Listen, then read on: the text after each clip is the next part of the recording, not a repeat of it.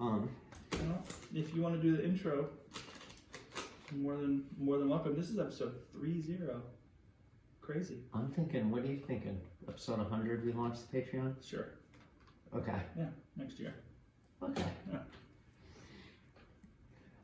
Welcome to episode 30 of Mythic Legendaries, a podcast about Magic the Gathering and Hearthstone, brought to you by two old friends who love podcasts and the games we play. My name is Mike Sapphire. My name is Rich G. Hello, Rich G. Hi. How are you today? Great. I am the Hearthstone correspondent, and Rich G is the Magic the Gathering correspondent. This week, on the Hearthstone side of the table, we're going to be talking about Galakrond's Awakening, Week 1. So was Galakron sleeping this whole time? Kind of? Sort of? Do you have to wake him up? Is he a heavy sleeper? He was awake. Alright. But now he's like... Now he's like awake. He had his coffee? Yeah, He's ready to now go. his eye has exploded with power. Gotcha. Alright. And also going to be sharing a story or two Awesome. I love stories. that I have heard they're incredible. So an incredible story and an embarrassing story. Are they Hearthstone related? Or off topic? No. Okay. Cool. I could save the embarrassing one for at the end, or we'll see how long I go. It's all good. Okay. Alright. This week for Magic stuff, it's all about Theros Beyond Death. We have a new set. We had a pre-release last week. It officially comes out tomorrow for the general public and to use in your standard decks and all that. It's legal as of tomorrow. So we had a pre-release. We went to it. Rachel and I went last Friday. So I have some, what's the word? Impressions. First impressions from me, from Rachel. You have quotes from Rachel? I do. She sent me some stuff Yes! to talk about.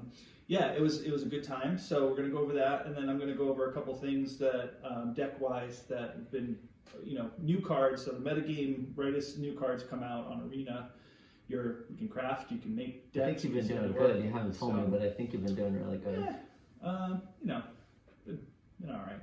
I haven't really been playing in the ladder a lot because the metagame shifting, you want to test your decks before you just hop into you know what I mean? Yeah. There's a mode, not the play mode, but the standard event mode, which you pay 500 gold to get in, which is more competitive than just play mode, but less competitive than the ladder. It's kind of right in the middle, so you can see how your deck will perform. So I've been building a bunch of decks and trying a bunch of decks there. And then taking some stuff to ladder. So, it's all Theros Beyond Death today for standard and the pre-release stuff for me. Cool beans. Yeah. Okay, Hearthstone. Galakrond's Awakening came out. I had to order the pre-purchase. You made your decision last episode. Yes. You didn't want to do it, and then 3 seconds later you're like, you know what? I'm doing it. I'm doing it for the show. And there was some confusion about card reveals. Mm-hmm. Are they going to reveal all the cards? Why haven't they revealed the cards yet?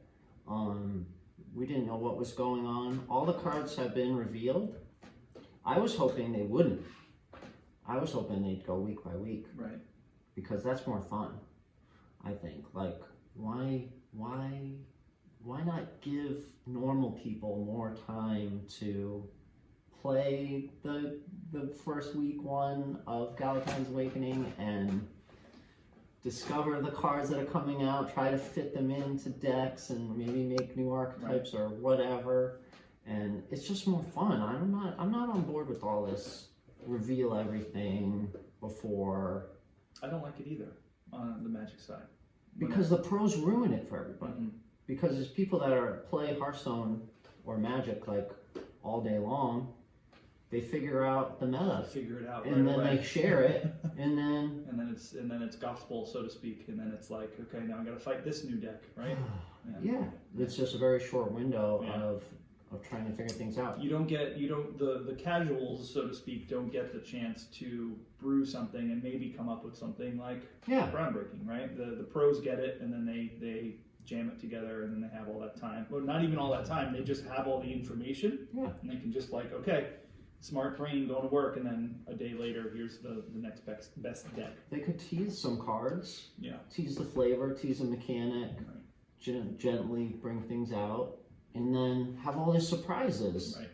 What would the world look like if the digital card games didn't reveal everything? That'd be so cool. They should just do it once. They should bring it back to the old school days and be like vintage set release, right? In that respect, where when I was playing Magic in the late '90s, the internet was like few and far between, and there was definitely not spoiler season.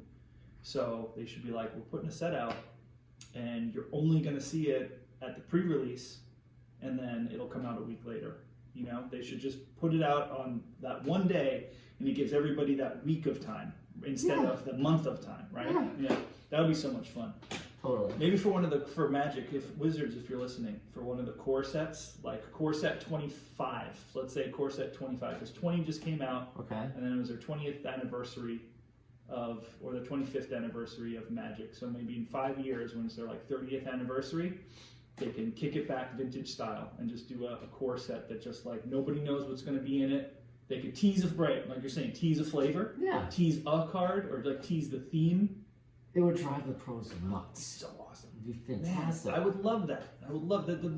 The most exciting thing about set releases is opening the packs and like looking at every single card and having the like oh wow, that's cool, this can go with that. But you have to think about it then. You don't get a month of like writing notes and like going online and like making crafting.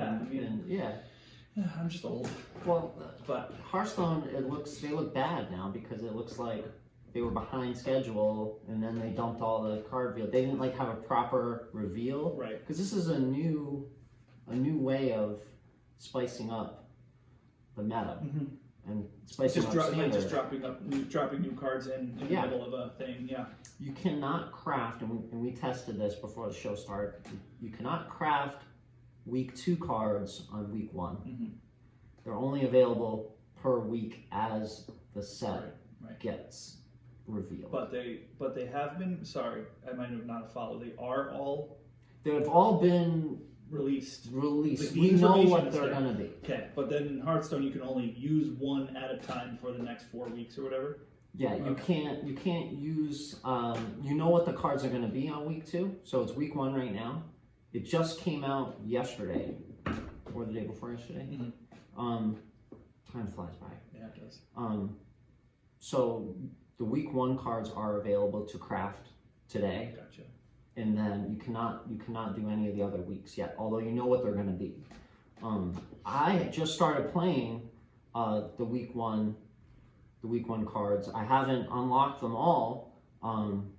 It's been fun so far. Yeah. It's been real easy so far. I have a feeling it's going to get harder. But this week 1, it seems real easy on easy mode, which is normal. There's only 2 modes, just the regular and then heroic. I haven't tried it on heroic yet. But I bought this thing, and I'm going for it. I want to complete everything. Good. Because I freaking bought the thing. Yeah. It seems a lot more fun than Kobolds and Catacombs. Yeah.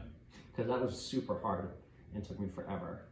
So we're going to just go through the week 1 cards and talk about them. I haven't had much time to really think about how these fit into life as we know it. What do you mean? You don't have like hours of free time to sit down and like theory craft decks and play them and see what works and what doesn't? You don't have that kind of time? I'm just trying to find the time to get through the friggin' adventure with week 1. This is hard enough as it is. Yeah. But I'm trying. Good. I'm trying. Okay, here we go. We have. Alright, should I do it? We'll go through the commons first, then the rares, and then we'll go through, and then we'll do the epic. So okay, the commons first. We have Fresh Scent. It's a twin spell. Give a beast +2/+2. It's a hunter card. It's cost 2. Twin spell. Give a beast +2/+2. Seems good. Twin spell is when you cast the card, you get a copy of the card into your hand immediately. So it's kind of like the battle cry is like add a copy of it to your hand, and that's what twin spell is. Give a beast +2/+2. So if you have 4 mana, you can give it +4/+4. So it's bursty. It synergizes with the beasts. pretty cool. Not a bad card. And then we have Skydiving Instructor is a 2/2 for 3 common. Battlecry, summon a 1-cost minion from your deck. That seems pretty good. 2/2 for a 3 Battlecry, summon a 1-cost minion from So your deck. you get three worth of power for 3. Yeah. It seems pretty good. Animated Avalanche is a 7/6 elemental for 7. Battlecry, if you played an elemental last turn, summon a copy of this. Okay. That's pretty cool. That's a mage card. So we're talking elemental mage. If you played an elemental last turn, summon a copy of this. 2 7/6 elementals. I like that. Are you on playhearthstone.com right now?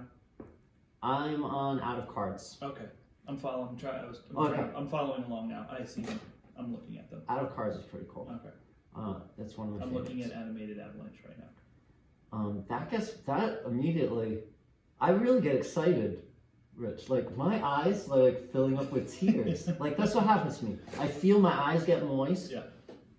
I feel my heart start to like beat Yeah. more. Yeah. That's a good one. Yeah. I want to build an elemental mage deck just to make that happen. Are there cheap? I mean, there has to be like cheap elementals that you could play for like 1, right? Yeah, yeah. On turn 6 and then on turn 7. There's a using lot that, of, yeah, and there's a then, lot of like, elementals. That seems good. And then I'm thinking there's a card that destroys 1 card and then creates 2 cards that are the same casting cost. Mhm.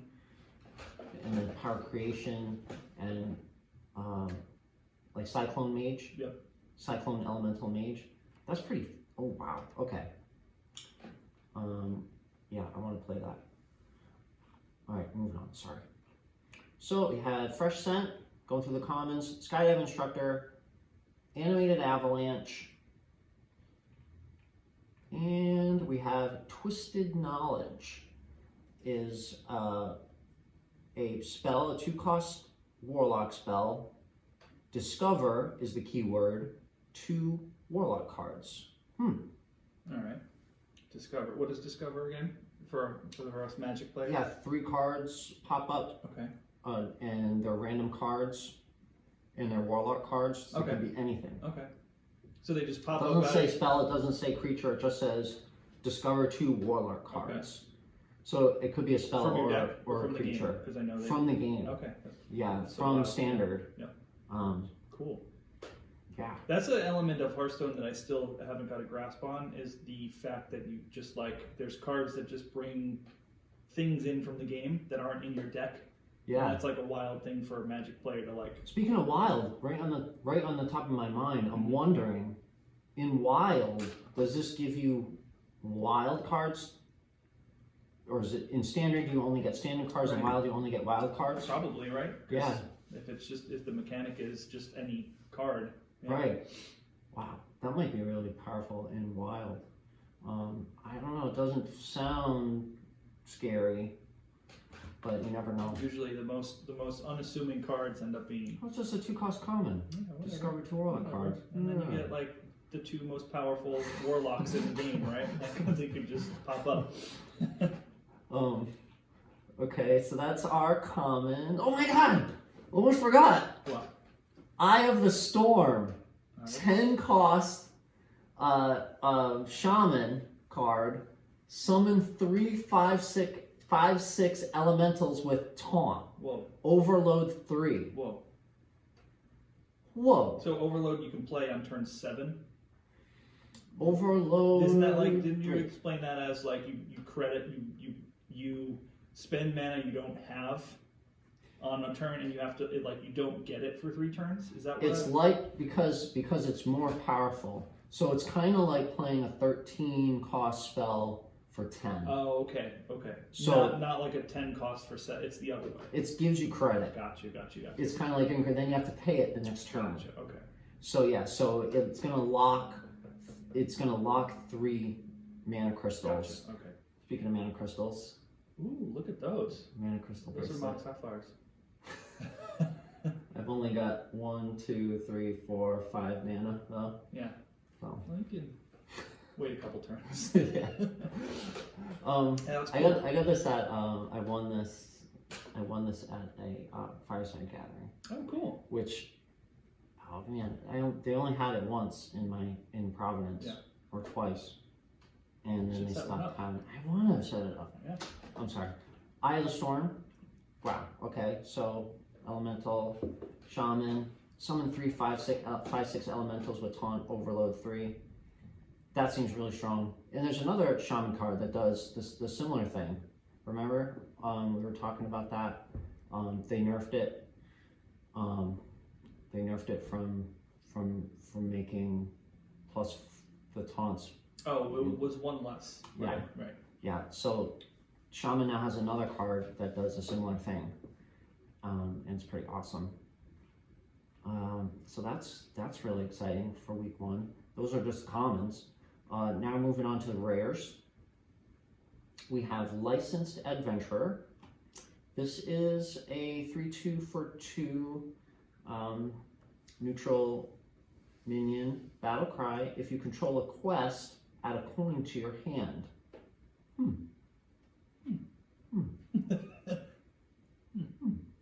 3/2 for 2, good.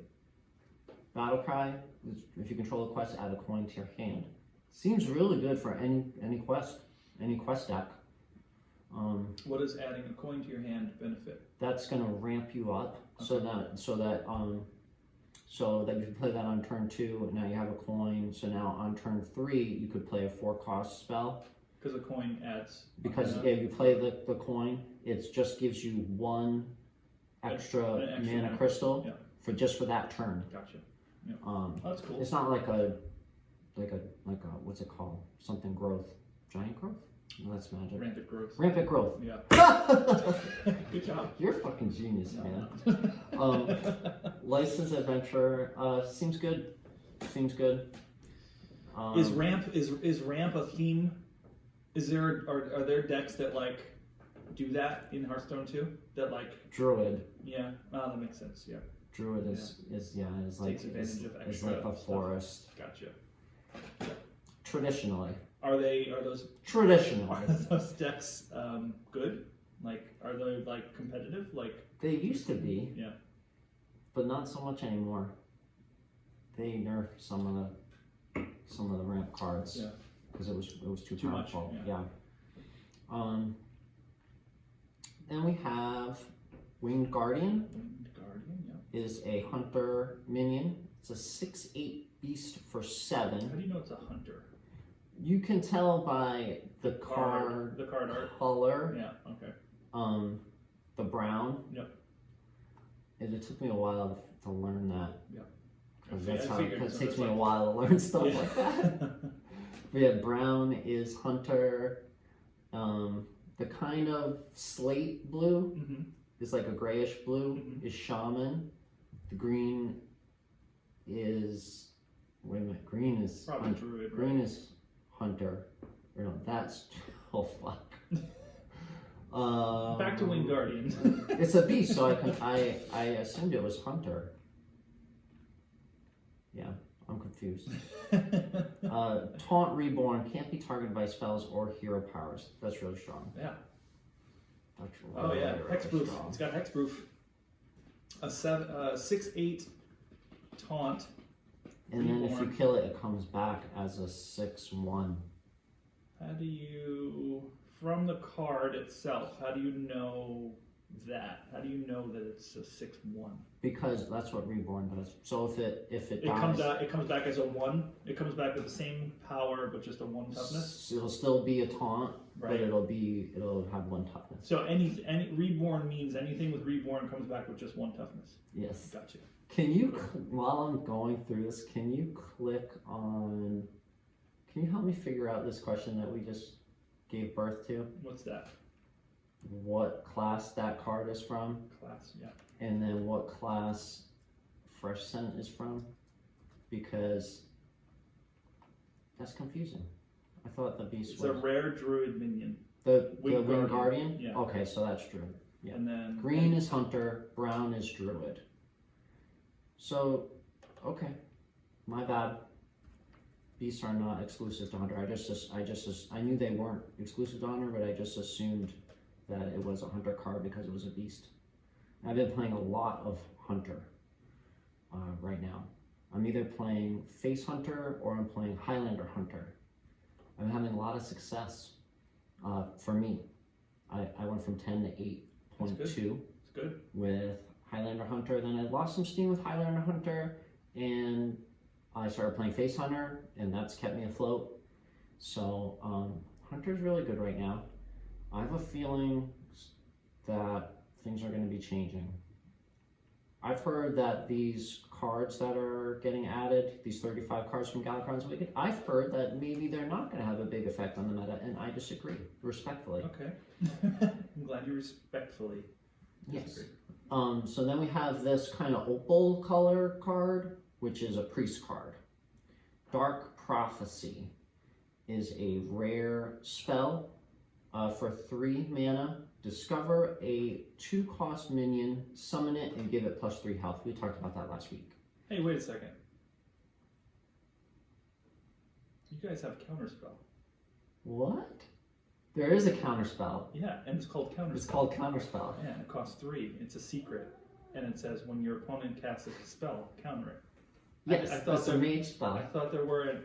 I thought Oh so. yeah, there that's weren't right. interactions, but there are. No, but So it's secrets are it's a secret. your instant, okay? Right? secret. Secret. I mean, that's literally what that says. Is that when you play something, if I have a secret, I can play it in response to your thing. But I can't choose what thing it is. So I play the secret. I play the counterspell secret. Okay? Mm-hmm. All you see is a question mark. Uh-huh. You don't know what it is. It can be any secret. Wait. And I don't know what you're gonna play. So you have to play your secret before I play. All right. Let's say it's your turn. Okay, it's my turn. It's your turn, and I'm the one with the counterspell. Okay. Like as a Magic player. Let me walk through this. Okay. Sorry, I didn't mean to interrupt, but I was just scrolling and I saw it. So your turn. You're gonna play whatever. It's Okay? my turn. You're gonna play a spell. I'm gonna play a spell, not a minion, because now we're talking in Hearthstone world. Right. You're gonna play a spell. You're Okay. gonna play a card. Yes. Okay. And then I see that card. A spell, Yes, not a spell. not a minion. A spell. Okay. I'm playing a spell. You're playing a spell. And then if I have a secret, do I have the option to It's a firewall. do I have the option to counter it? No. So I, as the player with the counterspell, during your turn, I have to play it. No. You No, play it on so- your turn. On your So I turn, play it on my turn. because there's no. That's the thing. Yeah. You don't. So okay. So if I play it on my turn, It's like setting a trap. okay. So I play it, and then That I wait- works really well with the hunter mythology. So it's my turn. I play counterspell, and then I wait for your turn. I wait for your turn, and you're like, okay, you played a secret during your turn. You don't know what it is, and then you play something, and the cat's in the way. And then you play something, and it gets countered. If I play a spell, Right. but you don't know what spell it will be. Right. But Okay. you're screwing with my turn. Okay. Gotcha. That makes sense. I get And it. generally, when you're playing like against a secret hunter Mm-hmm. or secret anything, Mm-hmm. unless you have a secret removal Yeah. card, something that removes secrets or destroys enemy secrets, try to trigger the secret first. Right. To get it out of the way. Just try Yeah, to trigger I it. see. Usually that's the best way to do it. That makes sense. Try to predict what it is. Always attack with your shittiest minion at the time, Mhm. because it could be something that destroys it. It could be Right. something that bounces it back to your hand. Right. So So get it out of the way. Try to clear the field so that you can play your good cards. try to clear the field, but try to do it smartly. Right, So right. try to figure out what is this thing, Gotcha. so that your guys will survive. Cool. All right. Thanks for clearing that up. I just saw counterspell, and because you know how I feel about Love Magic not counterspells. having a counterspell. Yeah. Like actually the card counterspell, and I was like, you have counterspell and I don't. So back on track there. Sorry about that. That's We're okay. back to No, thank you. Yeah. Please interrupt as much as you want. Two, we have air raid. Air Raid. Yep. Is a 2-cost spell. What is this? A paladin. This is a paladin card. Twin spell. Summon 2 1/1 silver hand recruits with taunt. All right. Wow. For 2. So you get two That's 1/1s. great. You get 2 1/1s for 2. Yeah, there's a mage spell for 2 that casts 2/0/2 minions with taunt. It's a mirror something. Mm-hmm. So this is similar to that. So you can have 4 1/1 silver hand recruits with taunt. That seems really annoying. Mm-hmm. I love it. And then you can pump them up. So there's a weapon where when you play minions, then the minions get pumped up. It sounds Seems like good. it sounds like you said it's a paladin card. Yeah. And it sounds very white as far as the Magic terminology go. Because there's a new spell, Raise the Alarm. That it's an instant. It costs 2. It's a white instant. It's literally this card. It's a white instant that makes 2 1/1 soldier tokens. Huh. So white, as like the kind of the white mini decks have that in the card in their deck to the end of your opponent's turn. You can play 2 1/1s and then their turn they can have or they can flash them in as blockers or whatever. But yeah, it's interesting. And it says air raid, but the name of the card is probably only going to factor is that the animation would look like they're dropping in. Yeah, like that's cool. paratroopers. Yeah. That's fun. Then we have a warrior card, Bomb Wrangler. Mhm. It's a 2/3 for 3 minion. Whenever this minion takes damage, summon a 1/1 boom bot. A 1/1 boom bot. I gotta look that up. 1/1 boom bot. So like you're gonna tell us, but a boombot probably has like a ability on it. Yeah, like a death rattle that Yeah. does damage, probably. Yes. Boombot is a 1/1 for 1 death rattle. Deal 1 to 4 damage to a random enemy. Wow. What? That's So amazing. it randomizes the amount of damage it does. 1 to 4 damage to a random enemy. That's what it sounds like. Yeah. Yeah, that's cool. That's good. Extra damage for the death of your creature. It's cool. Wow. And then there's all kinds of things that damage your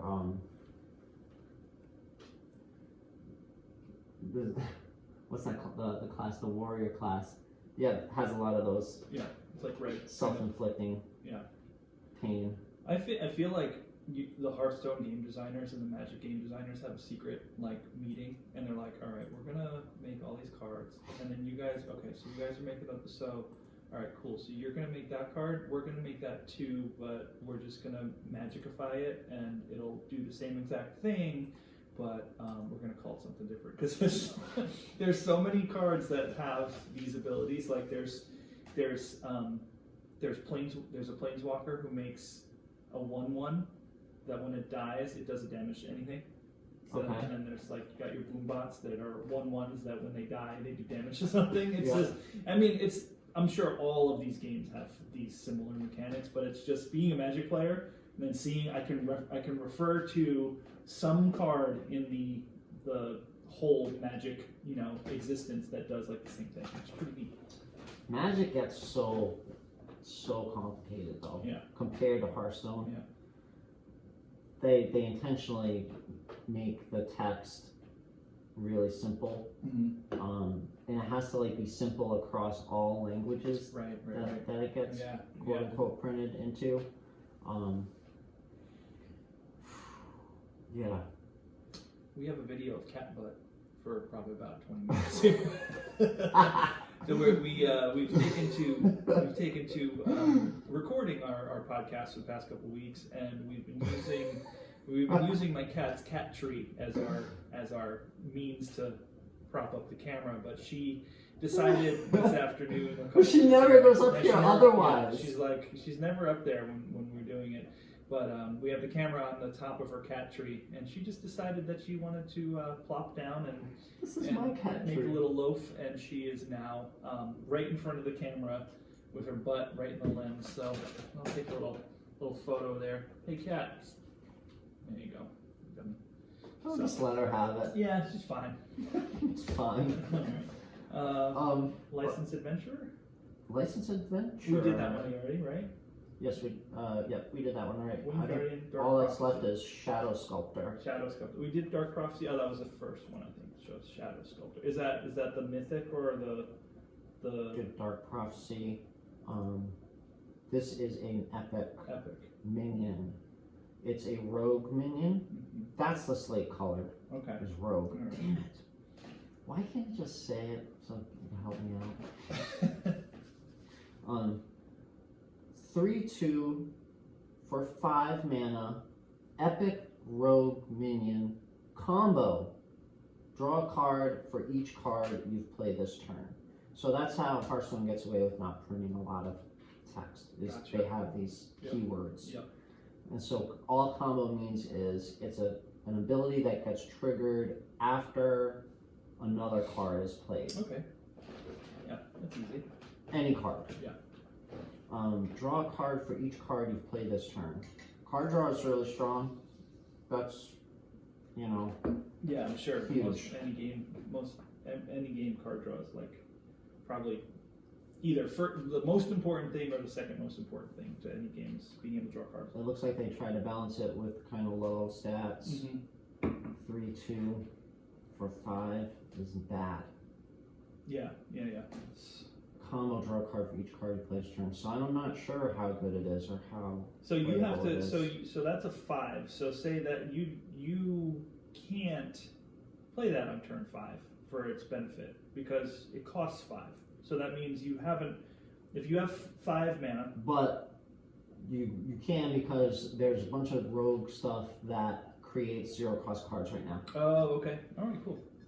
Yeah, Cool. like the Okay. Galakron. Okay. If you have a fully charged Galakron, you draw Gotcha. 3 cards for 0. Okay. And then if you use Togwaggle's Heistborn Togwaggle, and there's a minion on board, you play Tog, Mhm. and then you get to choose a Fantastic Treasure, Mhm. which you usually always choose the Magic Wand, which you've seen me do. Yes. And then you play the wand and you draw 3 cards that cost 0. Right. Okay. So, Okay. So there are things It that does work with to Rogue fuel it a little bit. right yeah. now, yeah. And I'm so proud of myself. See, I know the things that I play, Right. you know? Yeah. I just don't know everything. Everything. But Yeah. I'm getting there. Yeah, you're getting I'm getting better. there. So maybe it's good. Let's see. Okay, so I just checking out the comments on this card, the discussion Mhm. on out of cards. Just gonna read some random ones. Cursed Parrot says, this seems really good, especially with all the lackeys and coins that Rogue has available to it now. Oh yeah, if you get a coin, if you have something that generated a coin too, Mhm. coins cost 0. Oh, okay. So that's a spell that costs 0. Yeah, and they're really good for activating combo cards. Gotcha. UVE says, just OP. Plain and simple. Right to the point. Elven Minstrel, after some level up, Elven Minstrel is a wild card right now. Pretty good, says your Private Nightmare, and a very good reason to run Prep again. Prep, I think Prep is a spell that makes your next spell cost 2 less. On the other hand, Rogue has enough card draw through Galakron and Togwaggle. This wants you to run Umbral Skulker, but the draw would be overkill unless you plan on building a Super Nomi deck or something.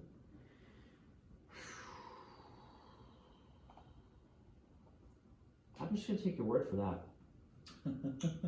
Yeah. Great effect, but 5 mana is a lot for combo. At least it's an option if you don't want to run Gadgetzan Auctioneer. Which Gadgetzan Auctioneer is whenever you cast a spell, you draw a card.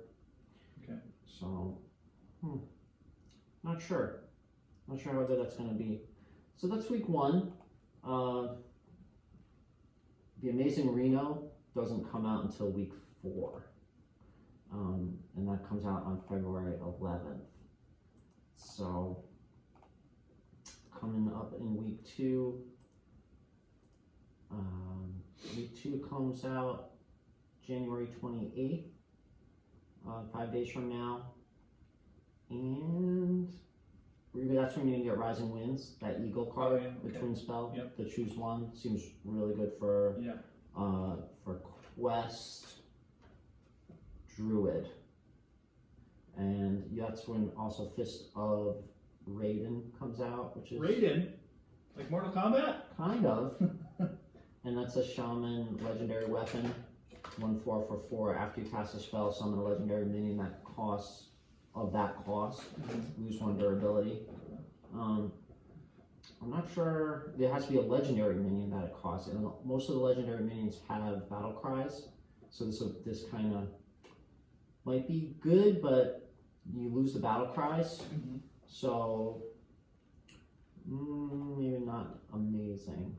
And then week 3, just doing a little highlight here. Week 3, you're going to get the legendary pirate Sky General Crag,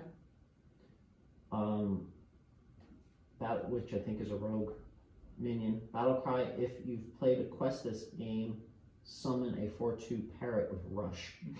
A parrot with rush. That's pretty good for 4. And it's got taunt. It seems okay. Nothing like... so yeah, that's week 1. That's some highlights of the coming weeks. Cool. It's fun stuff. And I'm gonna play through the week 1 stuff for Galakrond's Awakening, and keep an eye on Elemental Shaman. Nice. Might be fun. Elementals are always fun. Might be fun to make an Elemental Mage or deck or an Elemental Shaman deck.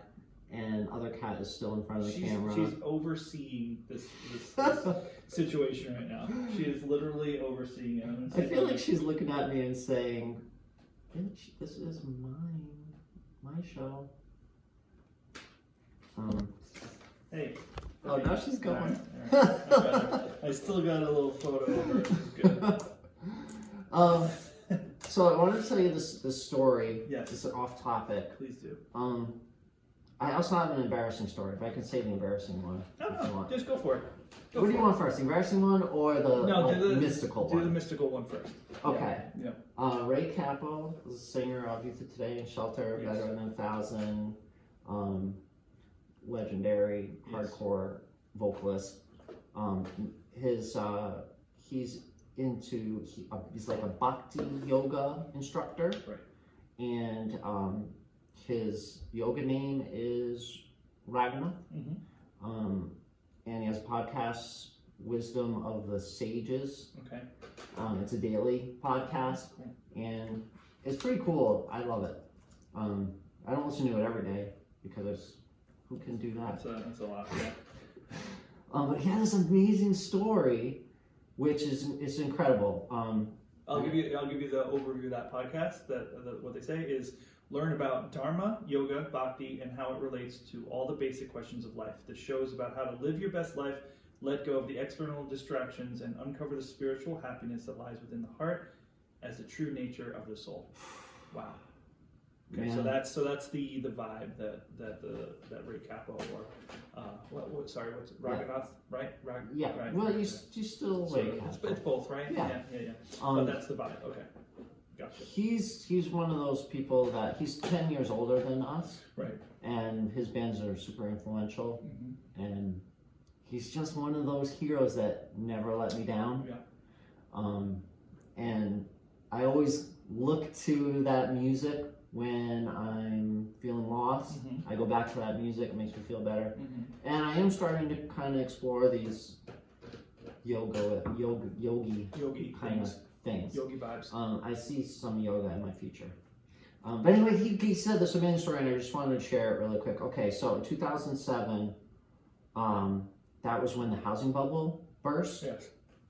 he was living in LA, Mhm. and he was trying to do yoga. He had 4 young children, Right. and he was trying to be a yoga instructor to like the Beverly Hills elite. But this was when he fell victim to predatory lending, Oh wow. as many people did. Yeah.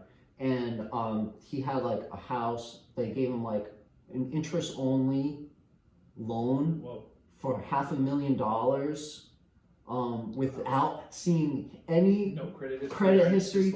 Just here. like Oh, boy. here. Yeah. He had cars. He had a house. He lost everything. Oof. I Yeah. had no idea. Wow. I know. Wow. I know. Yeah. And so he moved to. They decided to move to upstate New York, Mhm. to kind of reset Yeah. things. And Upstate New York's beautiful and a good place to reset. Pas- pas- Yeah. pastoral. There's a lot of pastures. Yes. It's beautiful. Yes. And so he had a friend that had like an extra like investment property, like an extra house basically, and like an old shitty van, Mhm. and just out of the kindness let him stay there and his family stay there, and to get back on his feet, and he started doing his yoga again and just trying to rebuild his yoga practice, and rebuild the clientele and get back on his feet. 4 kids. Yeah. Can you imagine the stress? I can't imagine. That's a lot. That's a lot. So then they're there for 8 months. They're rebuilding. Things are going all right. For him, I would imagine. I don't know. And that's a side note. You should. Anyway, for some people, that just destroy everything. Yeah. You know. That would be a big, like, all right, I'm done. Life's done. Life, Right. I'm Like, I'm done. ruined. Yeah. Like I'm Yeah. sure people have killed themselves over stuff like that. Oh my gosh, yeah. So then, him and his wife, they decide we're just gonna go visit Ray's mom, who lives in the West Side Village, New York City. Mhm. And they go to visit, and they go for a jog, and they're jogging like part of their, Mhm. you know, Daily routine. daily whatever, fitness sure. routine. Yeah. And they pass this big building. It's like the size of a block. It used to be an old GE General Electric factory. Okay. It's huge. It's this huge building. And he says, "Oh, honey, you're not going to believe this. But when I was younger, I put in an application to get a loft there because this building is an artist loft. Okay. It was bought by a wealthy artist, Mhm. and then the artist makes it available to other artists Cool. Yeah. for free so that they can have Like a studio, a place to live, and a place to do their art. Right. Because we all know art doesn't pay. Right. Right.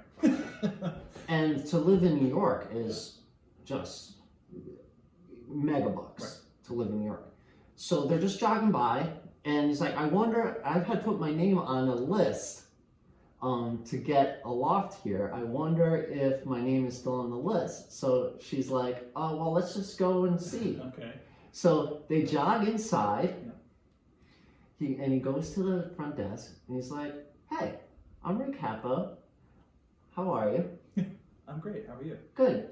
17 years ago, 17 years. Okay. I put my name on a list. Cynthia was the person who took my information down back then, and we're just coming to see if maybe my name was still on the list, and she goes, well, Cynthia's here. She's working. 17 years later, huh? Yeah, you Wow. could talk to her. Okay. So he goes, oh, okay, great. So here, let me just put you on the line with her. So she's kind of in an office, Right. and so before he goes, they get on the phone. Yeah. He's like, yeah, my name's Ray Capo. I moved to California, but now I'm back, and I've been back for 8 months, and da da da. She goes, what's your name? Ray Capo? And she goes, where are you? He goes, well, this and that, but I'm right at the office, right? I'm right kind of outside the door in the office. She goes, get in here. He goes in the office. She takes him by the hand. She goes, I'm not a spiritual person, Oh no. but this is the most spiritual thing that has ever happened to me. Uh-huh. Come here. Takes him by the hand, takes him to her computer. She goes, I am writing you an email right now. No way. I got chills. No way. Yes! No way. I get chills too. Wow. Yes. True fucking story. Wow. And coming from him, that's what even really hits home with me. Yeah. Like, dude, that's fucking unbelievable. That's what his life is about, right? Like that's what he lives. He lives lives the way he does for those moments to happen, right? Yeah, like, that's like a sign. So I assume the email was like, "Hey, we have a loft for you." Okay. Yes, we have a loft for you. Wow, okay. And so, and then he says, then he goes on to say, like, whenever he comes in a big fork in the road, Mm-hmm. he seeks out friends that of integrity, people to help him make a decision. Right. And Wow. he said, this is actually all these other things came into place too. Everything was like, it was like meant to fucking be. Of course. I mean, that's 17 years later, they charged only $650 a month for that loft. Yeah. And so then he got set up there, and there was another opportunity waiting for, and it all snowballed probably, right? All snowballed. Because he got put in a place where he's familiar with, and then boom, boom, boom, boom. Yeah, that's awesome. That's crazy. And he said, could you imagine the woman probably almost had a heart attack? Like, can you fucking imagine? 17, you're sitting in your office writing, this guy's name finally came up. I'm going to write him an email from this application. The email address probably wasn't even valid anymore. Oh, I didn't even think of that. 17 years? Remember 17 years ago what email addresses you had? Right.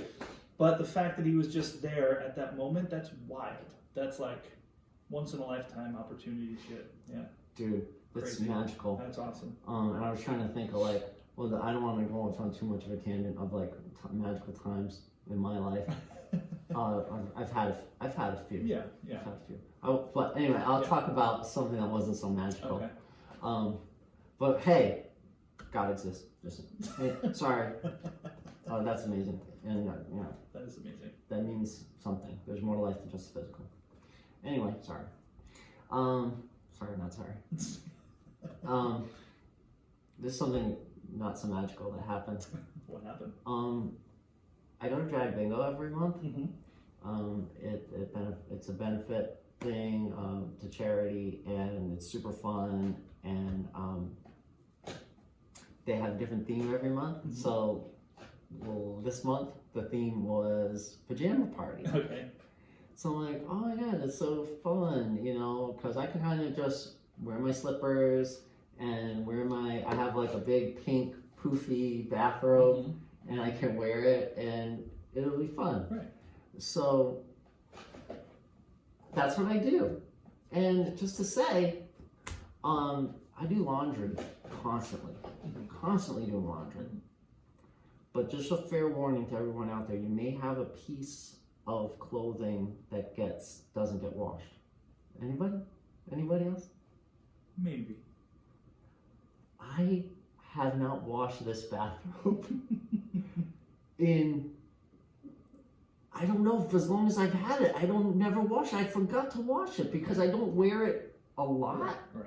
And it's a bathrobe too. Like bathrobes are kind of like, they air quotes, right? They get washed when you wear them because you're wet sometimes. So it's like you're clean. Yeah. Like, I mean, it's not true. That's not really how I think. But I mean, that's kind of how the process goes. You put a bathrobe on, then you get dressed, and then you just hang it up again, or whatever. I show up with this bathrobe on, and I'm hugging these people that I really care about, and I care about how they feel about me, and these people matter to me, and they're putting their head inside of the bathrobe on my shoulder, and then I take a whiff. Uh-oh. Dude, it was like the worst BO. Oh no. And I never smelt it before. I didn't, not until I took it out of its environment, right, into public, did it finally speak to me and say, I smell awful. Brian never told me all this time I've been wearing it that it smells. Yeah. It was awful. Oh man. It was. What did you have to just write it out? I just had to own up to it. I'm like, oh my God, I'm so embarrassed. This thing smells so bad. I was like, Yeah. I've worn it to bed. Is so. That's why I've actually worn it to So bed. you slept in it. I've slept in You it got your sleep stink in it. because you don't realize how much you sweat when you're asleep. This is a thing with Rachel and I about taking a shower before bed and in the morning. And I don't shower before bed. I shower the next day, right? Yeah. She's a before bed and when she gets like literally like Before and after? before bed and then as soon as she gets up at the shower. So, but Wow. for me, because she has that like it's when you sleep you stink like you get like sleep crime on you, You whatever. do.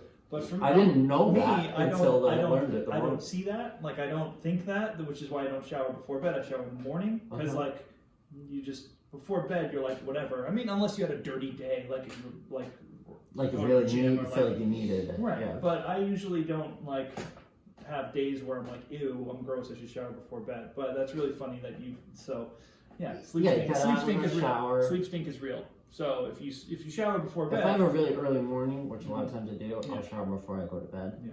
And then I would put my bathrobe on, and then I didn't want to get cold, so I just like slept in it. right, and then you'll sleep because I mean it's warm, It's, right? oh, it's like, the best. It's warm. It's Yeah. cozy. Oh my God. But I do laundry all the time, and I hate that. You never thought to wash it, right? Because you didn't I think was it was dirty. mortified, Right, Rich yeah, G, it's embarrassing. Yeah. to have. Is Brian the Oh. kind of partner that would have said anything if you stunk? Because I know that's So- like a fringe thing for people in relation. Like maybe you don't want to tell you like, hey, your breath smells, or your armpits stink, or your butt smells. Like, like that's even if you've been with somebody for a long time, that's like almost a personal like thing, and you don't want to hurt anybody's feelings. But maybe Brian knew this whole time and didn't want to hurt your feelings. I asked him. Yeah. He claims to not have smelt it. You know why? Smelt it, Delton? You know why? What? He loves the spice. He loves the spice. Oh my God. I haven't been that embarrassed in a long time. Yeah. I just had to be like, Sorry, I stink. I'm like, I can't believe this. I was like, this thing smells so bad. Like, I'm like, I'm so sorry. Like, I slept in it. Was my only excuse was like, I slept in it. Yeah. Good job. And pass my turn. Well, thanks for all that. That's a lot of fun. It's stinky fun. Boy, I should learn to probably shower before bed now and not sleep in bathrobes then. Now I'm hyper aware of like how I smell now because I also realized that I did the same thing with my work sweater Mm-hmm. because I never. It's another thing. It's like a bathrobe where you just put it on when you're cold. I didn't want to wash it because once you wash a sweater, its lifespan gets shorter. Yes. Yeah, yeah. And I'm the same, like this sweatshirt. This is like a really nice, comfy sweatshirt. And I don't want to wash it because I'm afraid it'll shrink. It'll and change. then like once I put it on the second time, it's not going to be it might not be as as dark. comfy. And, yeah, it's it may dark. be- yeah. It's got like fuzz on it, and I always have to defuzz it, and I just sniff myself too because what you're saying about your bathrobe, the same thing happens with my jackets. For whatever, like if you, especially in wintertime, you wear your jacket like for extended amounts of time. If you're out, you've run errands outside, but you just start to get warm, and then your Yeah. armpits do the thing, and then eventually, like I'll put my jacket on, and I'll get a whiff, and the same exact thing. I'm like, oh, it's time to wash the jacket because of how many times you wore it, and then you just Crazy with jackets too, how fast time goes by, and Yeah. then you look at your jacket and you're like, oh my God, I bought this like 12 years ago. I can't believe I'm still wearing this thing. They don't really go out of style. I have a nice pea coat in my closet right now that my grandfather bought me, and it's super heavy and like it's like wool on the outside and like so many layers, and it's very proper looking. And I don't think I've ever washed it, but I don't think I've ever worn it enough that it warranted a washing. So yeah, but check your stinks. All right, that's the lesson. Check your stink pits. Check your stink pits. MLP, check yeah, check your stink pits. Magic this week, it's awesome. We have Theros Beyond Death is officially out in the world, and I had the wonderful opportunity to play at a sealed deck pre-release tournament at Untapped Games in Pawtucket, Rhode Island. Wonderful, wonderful staff, wonderful place, wonderful events. Everybody's great. They just a quick aside. I had signed up for the pre-release online, reserving 2 spots for Rachel and myself. And there's a couple options on paying, and there's like pay because I pre-ordered 2 boxes of booster packs and 2 tournament entries. And then at the end, there's a checkout thing that says pay in store or pay now. And I just figured because I wanted to pay cash, it said pay in store. A couple hours later, I got an email from one of the folks that said, Rich, we're sorry, because it's because of the boxes or because whatever reason, which was an understandable reason, you either need to pay now because it's pre-release, or come in and pay in person. To hold your spot. To hold the spot, to hold the boxes, and also to register for the tournament because I didn't want to get shut out of the tournament. That's how popular it was. Yeah. So she said, we'll hold it for 24 hours, and if you can come in the store and pay, that's fine, or just cancel the order and redo it again. And I had time before work that Thursday. I went over, paid in person. They were super nice, got everything squared away. So that's number one. Great staff, very helpful. It wasn't like they could have just not emailed me and I could have showed up, and some places just don't care. Secondly, so the pre-release itself, it was 4:30 or 4 o'clock on a Friday, which is great. It's like, no more I know some people really like the midnight ones that you stay up all night for, and those are fun, but this is like, as you're getting older and you have stuff to do and you want to be home. I think we were home at like 8 o'clock. It was great. Nice. But, so we went, and so Rachel and I, Rachel's my partner, we went, and this was her first ever sealed deck tournament. Probably first time ever playing Magic in person. So just a tiny bit of backstory on Rachel's Magic history. Her dad played Magic back in the day. I got a big box of like stuff that are all old white border cards that are from Unlimited, Revised, and probably like 4th edition, and Legends in the Dark. Like those are the sets that are all from. And they're all like very like bulk cards, like all the very like basics. There was nothing like crazy in it, but that's the era he played in.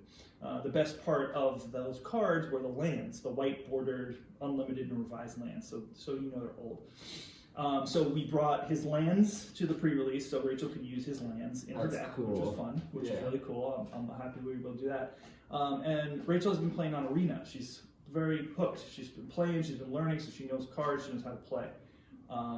So a sealed deck tournament is you get 6 packs. They come in this cool little box, and then you get 6 packs and 1 promo card. It's a randomized card that's foil and has the stamp of the date on it. It says like pre-release, January, whatever. Here, I'll show you mine. That is so cool. So my pre-release foil was a Dream Trawler, which is a new card. Oh, I've heard a lot about that. Dream Trawler's the stuff. Dream Trawler is 2 colors, 2 white, 2 blue. It's a Sphinx creature. It has flying and lifelink. It says whenever you draw a card, Dream Trawler gets +1/+0 until end of turn. Second ability, whenever your Dream Trawler attacks, draw a card. Third ability, this is 1, 2, 3, 4. There's 5 abilities on Dream Trawler. Discard a card. Dream Trawler gets hexproof until end of turn. Tap it. I feel like the design team added the tap it as a very last resort, because it probably didn't have the tap ability on it, and it just got hexproof, and it was probably too strong. So an opponent can target that with something to kill it before combat, and then you can discard a card and make it hexproof, and then the spell will fizzle. But then you can't attack with it. So yeah, that was my special pre-release card, which when I saw it before I even opened any packs, I was like, okay, I have to play blue-white, because I mean that's a sick card. That's like one of the best cards that you can get in Limited. Yeah. So I played the blue-white. I built a blue-white deck. Rachel opened her pack. She got a lot of cool stuff. I have some notes from her here, so I'm going to read her experience as a first-time in-person experience. Has she ever played against you, face to face? No, we haven't played Paper Magic together. It's all been Arena, and we haven't played each other. She uses my account on Arena, so like if she plays, she'll go to the play queue or whatever, or play against the computer.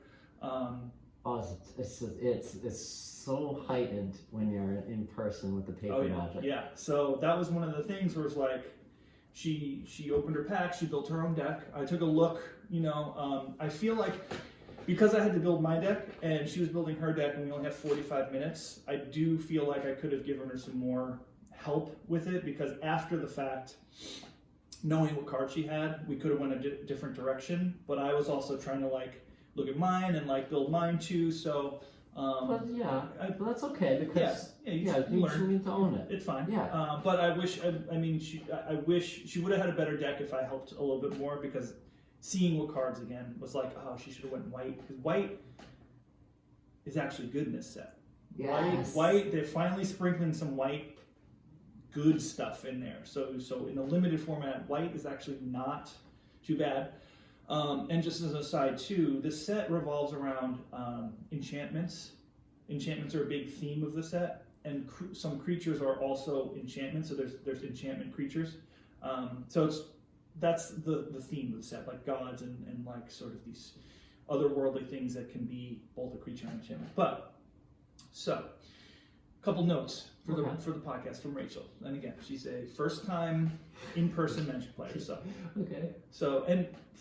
Okay. All right. She says she loves cracking packs more than anything.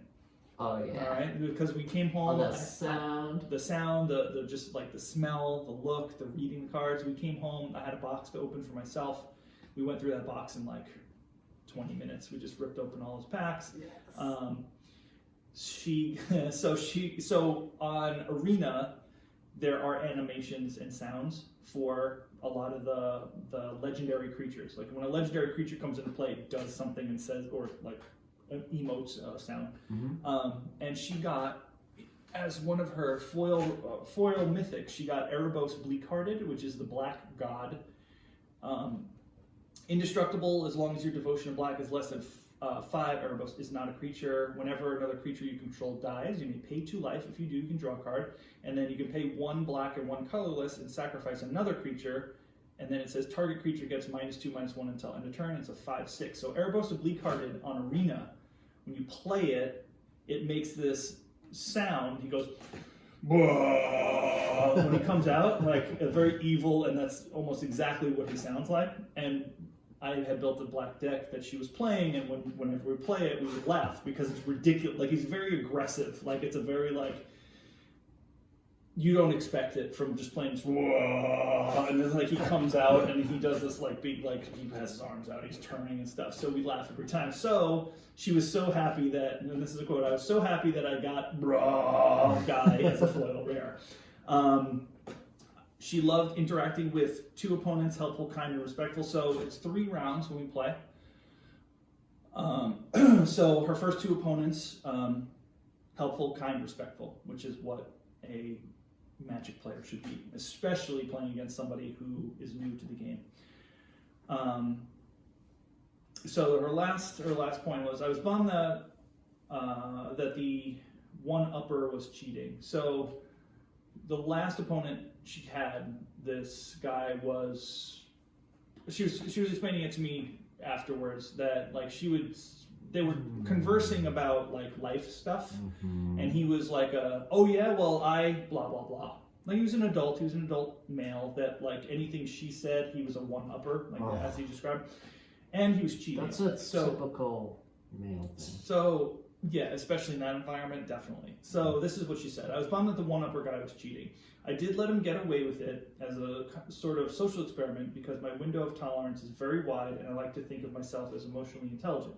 If you're so emotionally invested in the game / weak as fuck that you need to beat someone who you know has never played Paper Magic before, all the more power to you.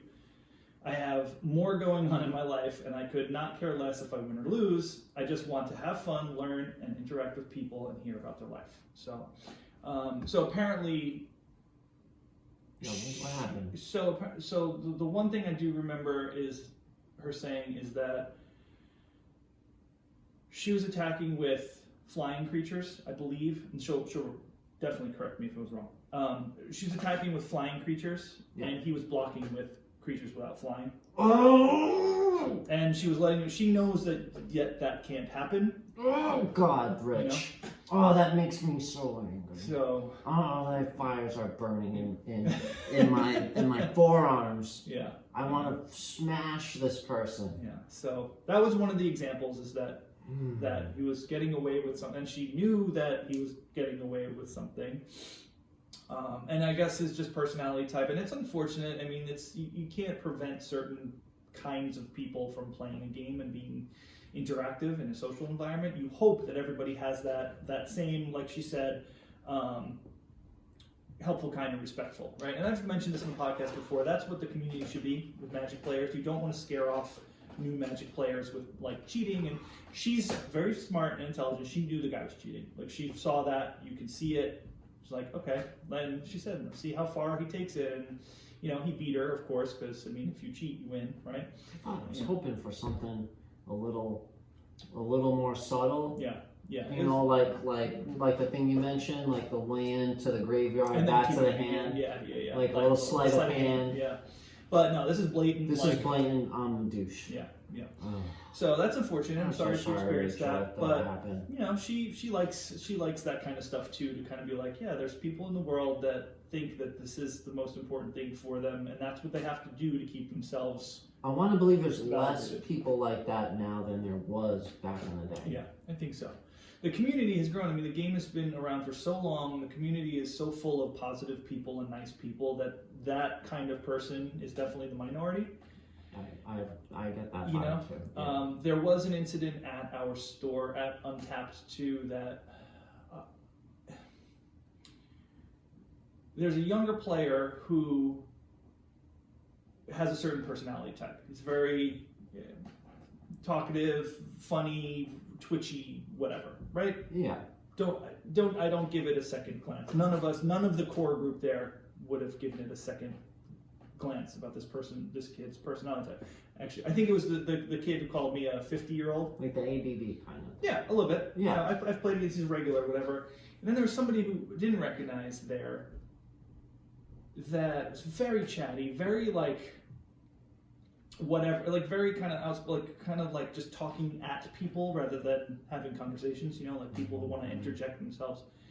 And he said something along this. It happened a while ago, and I know Chris, who's one of our friends who's helping me organize that draft night at work. But so Chris, is there a date for that yet? February 9th, 6 p.m.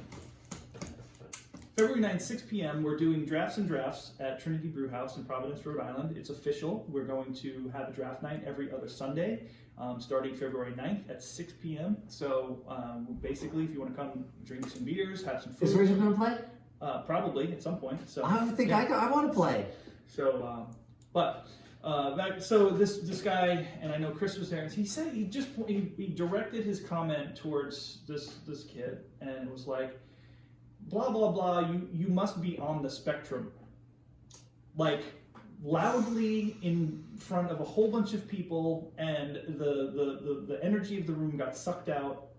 We all kind of looked at each other, and Chris was like, hey, we looked at each other, and it took a minute, and then I was like, that's not cool. No, and then Chris stood up for him and was like, hey, man, that's not a really nice thing. I can't remember, quote unquote, and Chris probably listening and remembers better, but he stood up for him, which was admirable, and what I think our core community should do for other people. Yeah. That guy, that was totally uncalled for and totally awkward, and just like, I know I saw the body language of the kid who said it to, and he kind of looked a little like weirded out.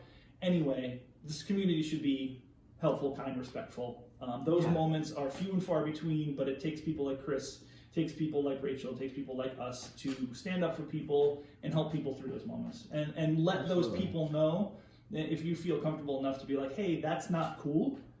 That one time where they get called out should be enough for them to realize, like, hey, that isn't cool. You can do that at home, you can do that wherever else, but here in our safe place, don't do that. So 100%. The two first opponents, I actually played Rachel's second opponent in my last round. And I was like, oh, hey, you played my girlfriend in the second round. And then in my last round, her first round opponent was sitting right next to him. So I was like, hey, you both played my girlfriend. Weird. But it was great. And I was like, thanks for, just helping her out if you did. And so I think they did. So she had a good time overall. Cool. Yeah, it was a positive experience. And I told her that, I would love for her to do it more often, and she's definitely into it. And you get a sweet keepsake. That I didn't know they did that with the pre-release foil. Yep. With the date on it. Yep. I mean, that's it's pretty very special. Cool. Yeah, pre-releases are very cool in that respect. You get something cool exactly with the date on it, so you know where you were, you know how it went. So as far as for me, I built a blue-white build with my cards because I had a Dream Trawler, so I built around that card. I didn't even look in my packs yet. I was like, I have to be blue-white. I went 2 wins and 1 draw. The draw was against a kid who had who built a mill style deck, like mill your cards. So mill in limited, you're only playing 40 cards, so mill is a lot stronger. His pre-release foil was the new Planeswalker Ashiok, who makes 2/3 creatures that when they attack or block, they exile or mill 2 cards off the top of your library. Oh yeah. And then its down ability is you can return a permanent to its owner's hand, and then you have to exile a card from your hand, so you get rid of something some way. And then its -7 ability, the ultimate ability, is you get to play up to 3 cards from your opponent's exile pile for free. Like wow. You can just, if you have 3 huge creatures, you just take them and they're yours now, which is wild. So Ashiok's super powerful. So that opponent had a board full of things I couldn't attack through. Had Ashiok out like doing stuff, so I took care of that early.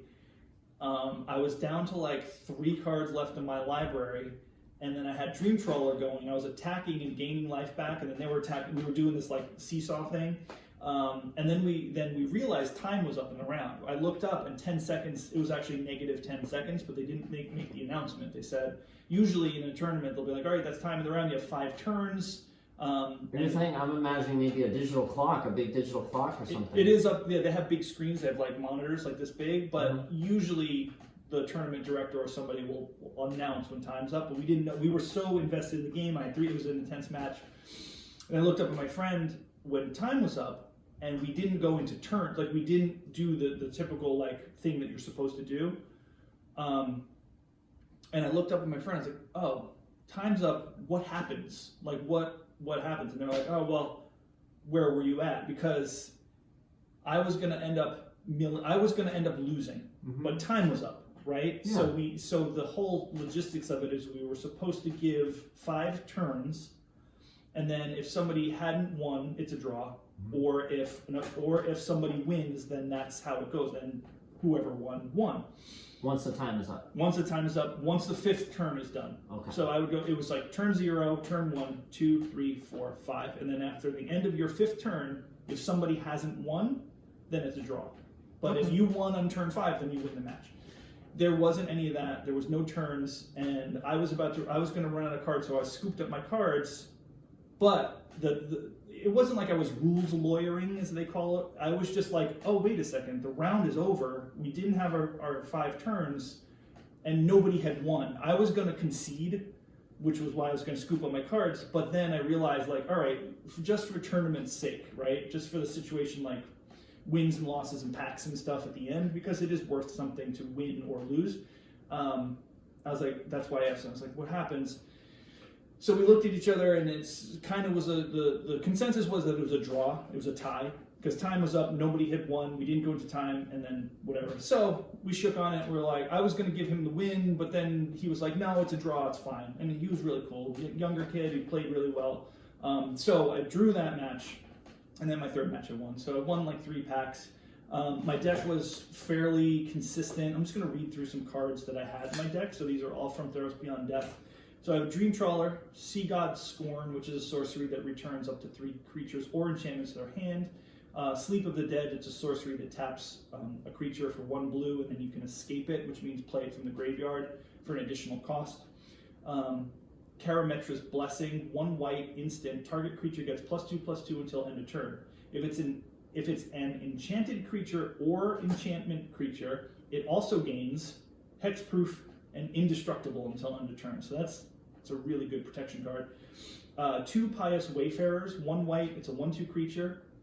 It has Constellation, which says whenever an enchantment enters the battlefield under your control, target creature gets +1/+1 until end of turn. So if you have multiples out, they get more +1s. 1 Revoke Existence. It's a sorcery that exiles target artifact or enchantment. 2 Transcendent Envoys. It's 1 color, 1 white. It's an enchantment creature. It's a griffin. It's flying.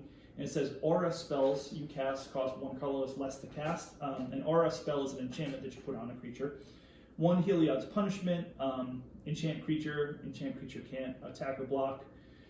And it has 4 counters on it that you have to tap your creature to remove the counters, and then when the 4 counters are gone, the enchantment goes away. So it pauses that creature for 4 turns at least. And the other reason I played white is because I got a Heliod Sun Crowned, which is one of the gods, which is probably one of the best limited gods in the Seal Deck format. 2 colors, 1 white. Legendary enchantment creature god. Indestructible. As long as your devotion to white is less than 5, Heliod isn't a creature. Whenever you gain life, put a +1/+1 counter on target creature or enchantment you control. Okay? And then for 1 white and 1 colors, another target creature gains lifelink until end of turn. Ooh. So, you want to look at that? Yeah. So Heliod's huge because it gives things lifelink, it makes things bigger, and once it becomes a creature, it's pretty unstoppable. 1 Elite Instructor, it's just a 2/2. When it comes into play, you draw a card and then discard a card. 1 Whirlwind Denial, which is the new counter spell that's 2 colors and blue. And it says, for each spell and ability your opponents control, counter it unless its controller pays 4. Another Elite Instructor, 2 Heliod Pilgrims, that's the 1/2 for 3. When it comes into play, you can search your library for an aura, put it into your hand, then shuffle your library. Any card that searches your library, puts a card in your hand is just good to me, especially when it's in synergy with enchantments that go on creatures. 1 Omen of the Sun, it's an enchantment that you can play at any time for 2 colors and white. When it comes into play, you create 2 1/1 human tokens, and then you gain 2 life, and then you can sacrifice the Omen to scry 2. The Omens, there's a cycle of Omens in this set, which is really cool. That's they all have flash, and then when they come into play, they do something for 2 mana. They do something for 2, I think, except the black and the green. The green one comes into play, you can search your library for a land and put it into play, and the black one returns a creature from the graveyard to your hand for only 1 black mana. That's really good. Scry 2 is you take 2 cards and then you put 1 on top and 1 on the bottom. You can choose. You can put 1 on top, 1 on bottom. You can put both on top in any order, or you can put them both on the bottom. Oh. Yeah, scrying is really handy when you want to just get to a good card. Like if you have land on top, you don't need it, just put it on the bottom. 1 Dreadful Apathy, it's another aura enchantment that enchants creature. Enchanted creature can't attack or block, and then it has activated ability on it for 2 colors and white that exiles the enchanted creature. So you can keep it out, creature can't attack or block, and then if you want to kill that creature, you just pay 3 and it goes away. Wow. But so does the enchantment. 1 Dawn Evangel, it's a 2/3 creature. Whenever a creature dies, if an aura you controlled was attached to it, return target creature card with converted mana cost 2 or less from the graveyard to your hand. So if you have an enchanted creature die, you can grab a creature that costs 2 or less from the graveyard to your hand. Pretty cool. And it's an enchantment creature. 1 Idyllic Tutor. I got a foil Idyllic Tutor in my packs, which is cool. That's the sorcery that searches your library for an enchantment card. You reveal it and put it in your hand, and then shuffle your library. So I used this a few times to search my library for Heliod, which is pretty sick, to just go get your god for 3 mana and then play the next turn. 1 Altar of the Pantheon, 3 colorless artifact. Your devotion to each color and each color combination is increased by 1, and then you can tap it for any color, and if you control a god, demigod, or legendary enchantment, you gain 1 life. 1 Shimmerwing Chimera. It's a 3/2 flying enchantment. At the beginning of your upkeep, return up to 1 other target enchantment you control to his hand. I had a combo going with that card and the Omen of the Sun. So Omen of the Sun is an enchantment, and that creature returns its enchantment to your hand at the beginning of upkeep if you want it to. Okay. So the Omen of the Sun creates 2 1/1 creatures. Mm-hmm.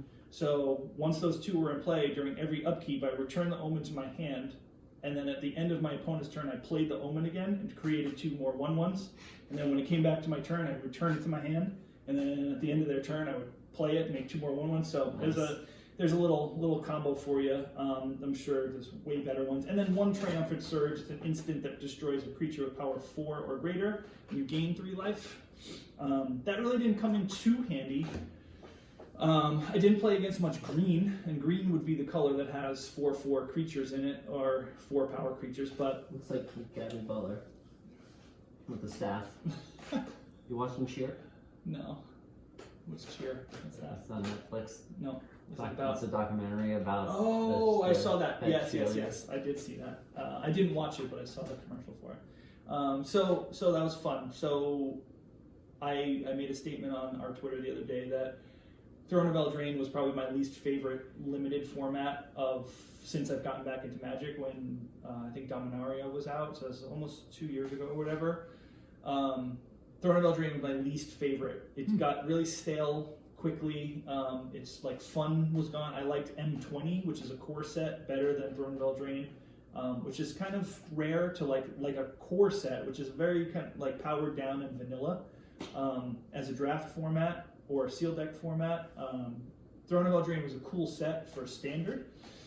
But once I did this 1 seal deck, I'm like sold. I think it's my favorite set. What? Yeah, it's just like the flavor, the cards, the matches. With Throne of Eldraine, you had food tokens, Oh yeah. which dragged matches on really long and just kind of dragged them out. And it just got like unfun just because it was just like there was just a lot of board stalls and like repeatedly making a food token and gaining 3 life and then taking 3. It was just like, for me, that was just kind of boring. And there was a couple overpowered cards in the limited format too. So once I did this one, and then I came home because it was on Arena and I had saved some gems and stuff. I did a best of 3 draft, and I've done 2 seal decks. I went 6 in 3. Or 2, is it 2 losses or 3 losses? I forget. I won 6 and then whatever on 1 seal deck, and then I went 7-0 on another seal deck. Wow. So Sweet. great. It's like Yeah. I see the format already. I see kind of what you want to build. Seal deck does depend on the first 6 rares that you open. Rachel and I did a seal deck in preparation for the tournament because it comes out a day before the actual paper one. Oh, cool. So we sat down. We did one or two. We didn't do too well because it was the first one. So I was trying to get her to see the format there, and then the cards. It really is dependent on the bombs, so to speak, that you open. Like if you open 2 like lands, like the rare lands that they have in the set, then you're down to only having 3 other good rares that you possibly could get. And if they're like rares that aren't like a god or one of the gods or one of the good enchantments, you're kind of screwed. You're really dependent on like your commons and uncommons, and then it's kind of like you just have a mediocre deck, and then you have to fight. It kind of sets you below. Like your opponent could have 2 planeswalkers and big sagas that are in the set now, and like completely just be like dominating you in card power. But that does happen, and that's a format. But as far as it goes now, I like it a lot. I can't wait to start drafting it in real life, building a bunch making the of sagas work. sagas are great. The sagas are like one of my favorite card mechanics and types.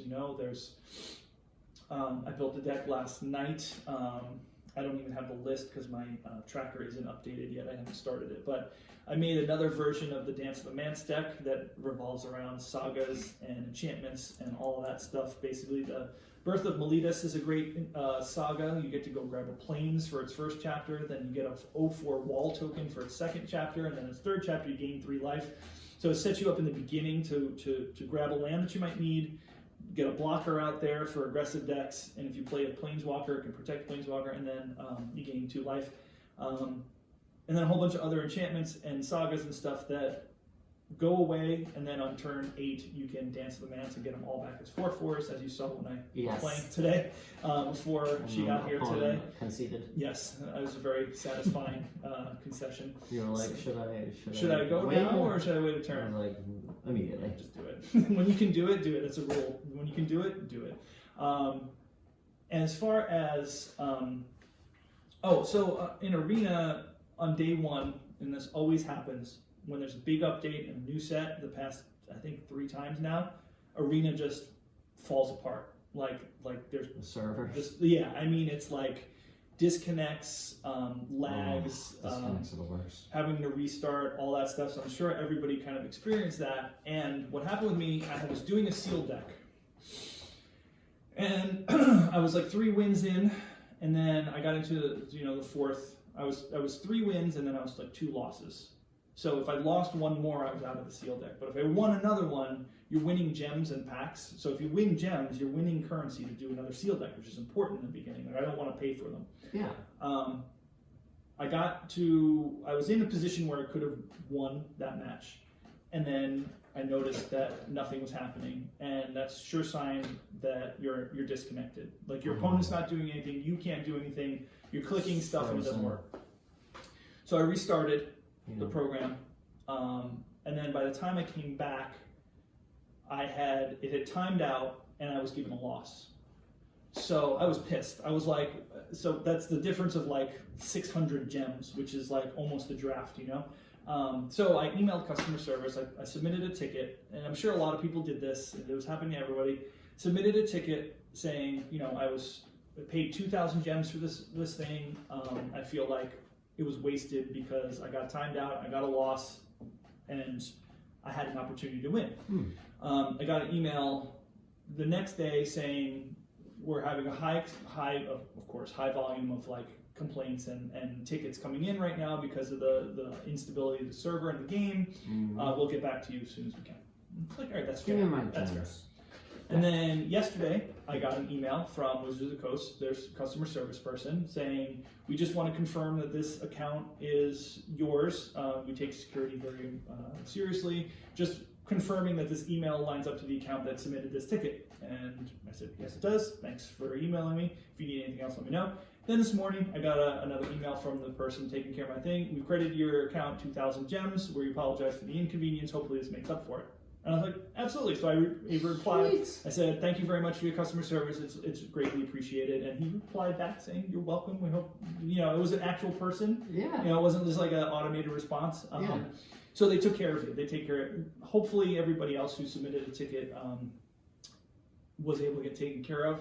And this is sort of a PSA for those out there who might have experienced something, or if they do experience something that they lose out on something that you paid for. I highly suggest emailing customer service but you have to make sure that you just complain on Reddit. That yeah, doesn't work? no. I mean that's the second. Yeah, just complain on Reddit, and I'm sure it'll get fixed because that's what people love to do. No, my experience there is great, but you have to make sure that you have your logs enabled because you need to submit a one of the event logs or whatever your computer keeps track of when you're playing. So when you submit a ticket, you basically give them the details of what happened, but you also benefit from having your logs enabled so you can attach the play log from that time period so they can look at it and see what went wrong and verify that you're not just like trying to scam them out of gems, you know what I mean? Okay. So they can actually see you actually disconnected when you were in an event that you did pay for. It's just basically paperwork, like. It's a screenshot you have to take? No, it's an event log. So if everybody Does has it disappear? Nope, they're all saved. They're all in your MTGA folder in your computer. So if you go into wherever your program files are, you go into MTGA, and then you'll have a list of like all of the program files, and then there's like the last one in there that says logs. Okay. And then if you double click on that, there's a whole bunch of text files from whenever you play, like every day that you play for every length of time. Once you sign off, it saves a log of everything that happened. Okay. So that's how the trackers work. They take your logs and they take all the information, all the decks, all the wins, losses, all of the everything, all the changes you made, all the cards that you win, everything, every single thing that happens. They take that information and they update that on your account. So that's how you can see your wins and losses. That's how you see your decks, all that stuff. Okay. But you have to enable it. It's a little in your settings in Arena. You have to enable detailed logs. So there's a little hint for everybody. Yeah. They don't take up any space. They're like little read files, text files. It's just a bunch of letters and numbers and stuff, computer jargon. But do that so in case anything happens that you paid for, you can get your money back, which they did. I logged on earlier and I saw that they were there, and I was like, that's cool. That's customer service. Very So good. Yeah. Definitely. yeah, so that was cool. So standard constructed is in flux, as we both know. When a new set comes out, Yeah. that metagame is just like it's just vibing, it's just waving, ebbing and flowing. People are trying cards. People are like, You haven't dipped in yet. I dipped in. Oh. I did. So I have a few decks that I built, and they're all. The first deck I built was Mono Black Devotion, Okay. which is the deck that people wanted to build. Ever since they spoiled one of the cards called I like that. Spoiled. they spoiled That's very appropriate. it. Grey Merchant of Asphodel, apparently. So this is from a set that I wasn't around for. The original Theros block was when I wasn't playing Magic, but this was a card that was out during that time. And it's nicknamed Gary. It's Grey Merchant of Asphodel, but they call it Gary because Gray, Gary. These are the things that happen in the Magic world. Like you just get silly nicknames for cards. But Grey Merchant of Asphodel is a 3 colorless and 2 black creature. It's a zombie. And then it says, when it enters the battlefield, each opponent loses X life, where X is your devotion to black, and you gain life equal to the life lost this way. So the point of this deck is just to play a bunch of permanents with black casting costs with multiple black. Remember I was explaining devotion? You're familiar with how it works. So when Grey Merchant of Asphodel enters the battlefield, if you have your devotion is 10 currently, when he comes into play, he's going to add 2 more because it has 2 more black pips on it. Your opponent will lose 12 life and you'll gain 12 life. There's these huge swings. I wanted to play Black Devotion because I was playing Mono Black as it was before that came out. So we adjusted the deck. Rachel and I played a bunch of matches with Mono Black Devotion, and it's pretty strong. It's just a bunch of little creatures that mess with your opponent's hand or battlefield, and then you get into the bigger things that, like an Erebos, Bleak-Hearted, the God, Nightmare Shepherds, or the Grey Merchant, playing things. And I mean, a 10. Is this like a turn 5 win? Sometimes? It can be if you're aggressive in the beginning, but it has more. The build that I was playing has a bit more of a control element to it. Here, I'll go through it real quick. We got 4 Knights of the Ebon Legion, which is the knight that costs one black. 2 Temerret, chosen from death. That's one of the new demigods. Legendary enchantment creature demigod for 2 black. Its toughness is equal to your devotion to black. And then for 1 black and 1 colorless, you can exile up to 2 target cards from any graveyard, and you can gain 1 life for each creature card exiled this way. And when he comes into play, he goes also. But he's got more of like a but then Temerret, when he comes into play, Erebos, when he comes into play, is more like a 2 Yarrick's Fenlurker, 2 black. When it comes into play, your opponent has to exile a card from their hand. 3 Ayara, First of Locthwain, that's 3 black. When another black creature comes into play, you gain 1, lose 1. 2 Midnight Reapers, 4 Murderous Riders. The card Underworld Dreams is back in Magic the Gathering. That's one of the first cards I ever played against and played when I was playing Magic with my friend Bill at Rhode Island College in 1997. I had no idea this card was even in the set. I was opening my packs and it was one of my uncommons, and I was like, oh my god, that's great. Underworld Dreams, it costs 3 black. It's an enchantment.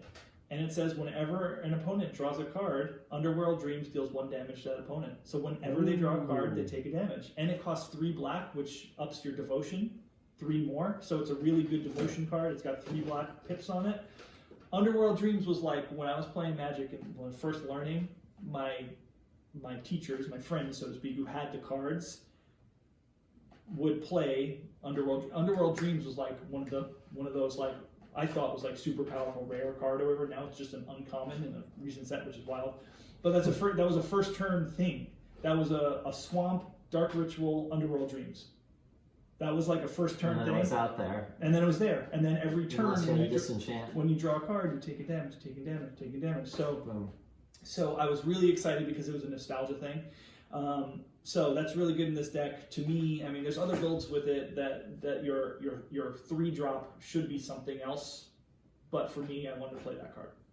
Flavor text dreams are just one more form of torment. Oh, I love it. 4 drag to the underworld. That's a new instant that costs 2 colors and 2 black, but it costs X colorless less to cast, where X is your devotion to black. So essentially, and it destroys target creature. So essentially, it always costs 2, because you're always going to have at least 2 black pips on board, hopefully, and that destroys a creature for 2 mana. So that's a really good kill spell, really strong. So 2 Erebos Bleakhearted, who I've mentioned already. That's the black enchantment god.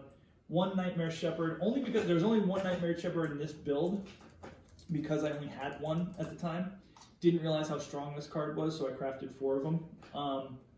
It's an enchantment creature, demon. It costs 2 colorless and 2 black. It flies. It's a 4/4. But the ability of this card is nutso. So it says, whenever another non-token creature you control dies, you may exile it. Okay, so this is in play and you have a creature in play. Okay. Say it dies. However it dies. You can sacrifice it to something, it can block in combat, and then when it dies, when it goes to the graveyard, instead you exile it. So you remove it from the game. If you choose to do so, create a token that's a copy of that creature, except it's 1/1 and is a nightmare in addition to its other types. Nightmare. So what's the nightmare? it's just a creature type. Okay. Yeah, it's just like there might be things that are coming out that like give nightmares, different thing, but the set has that that flavor of like black has a lot to do with like screwing with your opponent's mind, so to speak. So that's why they're nightmares. So if you had the Grey Merchant of Asphodel out, right, and you somehow kill it, you can, and you have Nightmare Shepherd out. Instead of it going to the graveyard, you exile it. It comes back into play. It's a 1/1 instead of a 2/4, but all of its other text and everything is on that token. So it deals X damage to your opponent, where your X is your devotion, and you gain life.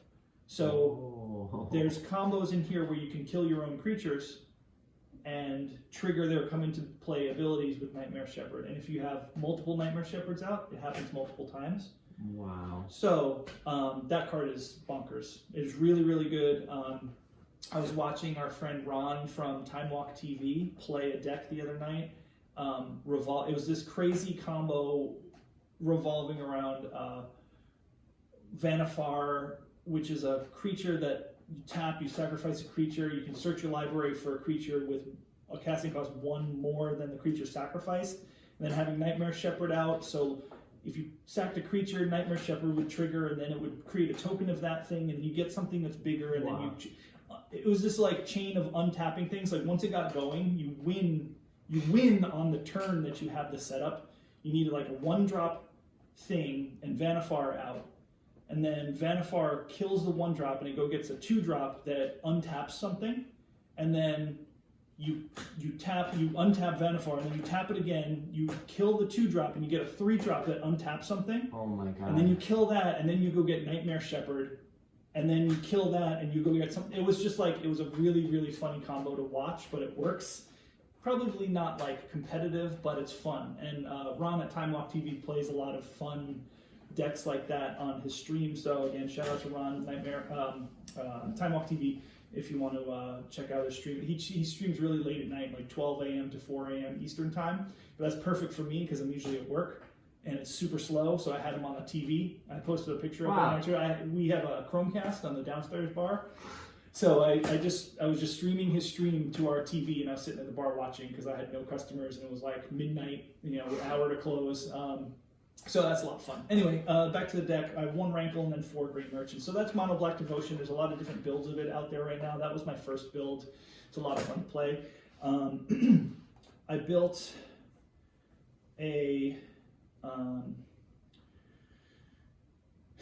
this deck. I call it, I've named my I don't name my decks like what they really are, like in the Magic world. I name them how they perform, usually. Okay. I named this deck 28 lands are not enough. Because apparently I was playing, this deck has 28 lands in it, and I was getting mana screwed somehow, and it's a deck all about ramping, and I was like, only my luck playing a ramp deck and not getting enough Yeah. lands. So Par for the course. it's par for the course. Rich G's par for the course. Get land screw 28 lands. So I named the deck 28 lands are enough. It's so green blue got a lot of really good toys for this set. So this deck is built around it's a very simple concept. It's just this set gave green blue or Simic a lot more toys to make more mana to create bigger situations. So this is like I said, blue-green. It's got 4 Arboreal Grazers, which is the 1 casting cost creature that when it comes into play, you can put a land card from your hand onto the battlefield. So essentially, if you have that on turn 1 and you have an extra land in your hand, you can have 2 lands on turn 1, but that second land is tapped, so you can't use it. So that's how they prevent any abuse there. But then you have 4 Growth Spirals. That is the instant where you draw a card, and then a land. If you have a land card in your hand, you can put it onto the battlefield. So that's another ramp. 4 Hydroid Krasis. That's the pretty much the win condition of the deck. It's the creature that costs 1 green, 1 colorless, and X. And when you cast a spell, you gain half X life and draw half X cards. Round down each time. It's a flying trample creature, and then it comes into play with X counters on it. So if you play a Hydroid Krasis and you want X to be 10, that means you draw 5 cards and you gain 5 life, but it's a 10/10 flying trample creature. Make sense to you? When you cast a spell, you gain half X life and draw half X cards. Round down each time. Flying trample. Hydroid Krasis enters the battlefield with X +1/+1 counters on it. But it's only if you pay 5. So how's it a 10/10? Because the creature, if you pay 10, if you pay X is 10, it's still a 10/10 creature. It still gets those 10 counters. Okay. But the life gain and the card draw is half. It's half. Okay. Okay. Totally. Okay. So you're going to see where this is going. So one of the new cards, Dryad of the Elysian Grove. It's a 2/4 creature for 3 mana. It's an enchantment creature, Nymph. You may play an additional land on each of your turns, and then the lands you control are every basic land type in addition to their other types. Oh, I remember this. Yeah, we went over this one. It's like, okay, so if you have 3 lands in your hand, you can play 2 of them on the turn it comes out. Just another ramp card. And then 4 Euro, Titan of Nature's Wrath. That's one of the Elder Giants from the set. It costs 1 colorless, a green and a blue. When it comes into play, you gain 3 life, you draw a card, and you can put a land card from your hand into the battlefield. It's a 6/6. Okay. But you must sacrifice it if it didn't come into play from the graveyard. So you play it, you get that benefit, and then it goes away. And then you have to exile 4 other cards and pay 4 mana, and then it can come into play. And then every time it comes into play or attacks, it does that thing. You gain 3, you draw a card, and put a thing land onto the battlefield. So that's one of your win conditions. Is a 6/6 that's like gains you life, draws you cards, and puts lands in the battlefield. 2 Mass Manipulations. That's a sorcery that costs 4 blue and double X. So, and it says gain control of X target creatures and or planeswalkers. So if your double X is, if you pay 2, you're paying 1 for each X. That's 2. That means you can get 1 thing. Okay. Because you have to fulfill each X's thing 1 time to get 1 thing. So there's 2 X's, 1 for each. That's 2. That means you get 1. So it's like it's a little bit of a math thing. But if you if you play Mass Manipulation, your X cost should always be even. Because if it's odd, you're not getting that last. You need everything to be in increments of 2. Okay. So for every 2 that you pay, you're going to get 1 creature or planeswalker, and you steal it. But this deck is getting so much mana so quickly that you can steal your opponent's whole entire board by turn 5 or 6 because Dryad of the Elysian Grove seems OP. it is a little bit. That seems really good for 3. To play extra lands for and it's a 2/4 creature. Then it's any color. Yeah. I want to see this card in like a 5-color deck because that's going to be bonkers. Okay, so 2 Mass Manipulations. That's just sort of a secondary like steal your thing card. 3 Thassa Deep Dwelling. We've talked about this before. That's one of the new gods. It's the 6/5 blue god. It's indestructible. As long as your devotion of blue is less than 5, Thassa isn't a creature. And then Thassa's ability, which is super cool, is that at the beginning of your end step, you exile up to 1 other target creature you control. then return that card to the battlefield under your control. So she basically triggers anything that enters the battlefield. So you have cards that when they come into the battlefield, they do something. At your end step, you target one of those value creatures, it'll go away, and then it pops back up on the battlefield, and then when it comes into the battlefield, it does its thing again. Nice. So that combos with the next couple cards. One of them is Cavalier of Thorns. That's the 5/6 elemental creature that when it comes into play, you look at the top 5 cards of the library, you get to put a land card from among those 5 onto the battlefield, and the rest go into your graveyard. And then when Cavalier of Thorns dies, you can get one of the cards in your graveyard back, put it on top of your library. So that fills your graveyard, so you can escape Euro, and you get land when it comes to play. 2, Nissa, who shakes the world. Nissa is the planeswalker who doubles your mana anytime. Whenever you tap a forest for mana, add an additional green. So any of your forests now create 2 mana.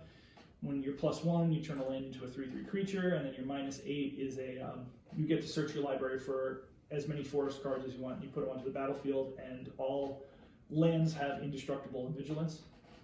And then the last 2 cards, 1 Agent of Treachery. You remember what Agent of Treachery does. When it comes into play, you gain control of target permanent. So the combo is play an Agent of Treachery, have Thassa out. At your end step, Agent of Treachery goes away. Okay. And then when it comes back, you can grab something again. So you can grab 2 of your opponent's anything. Now it's target permanent. You can take their lands too. Wow. So if you have a Thassa... Have you done this yet? Yes, I have. It's great. It's super annoying. It's super, super, super obnoxious, and your opponent will concede 100%. Once you get that combo, once you get an Agent of Treachery and a Thassa out, and they can't do anything about it, that's it. Because you're stealing 2 things a turn. It's not gonna work out for your opponent. And then this new card, which is absolutely bonkers, Nyxbloom Ancient. Okay, Nyxbloom Ancient. It costs 4 colors and 3 green. So that's 7 mana, but in this ramp style deck, you have 7 mana very quickly. It's an enchantment creature, elemental, to 5/5 trample. If you tap a permanent for mana, it creates 3 times as much of that mana instead. Now we did have remember we had a question about this in Nissa. Ron, Yeah. our Time Walk TV friend Ron, he clarified, if you tap a forest with Nissa out and a Nyxbloom Agent, the forest creates 4 mana. It doesn't create 6 like I thought. It creates 4 because there's the instead clause, and he kind of explained the layers of it, because Magic is very dependent on layers of abilities that are out sometimes. So for anybody who's questioning it, it creates a forest with Nissa out, creates 4 mana. Okay. But Nyxbloom Agent, okay, we have a land in this deck called Castle Garenbrig. And now Castle Garenbrig is a land you can tap for 1 green, or you can pay 2 colors and 2 green and tap it, and you create 6 mana. 6 green mana that can be only spent to cast creature spells or activate abilities of creatures. So it's got a little bit of a drawback, but if you have a Nyxbloom Ancient in play, which says that whenever you tap a permanent for mana, it creates 3 times as much that instead.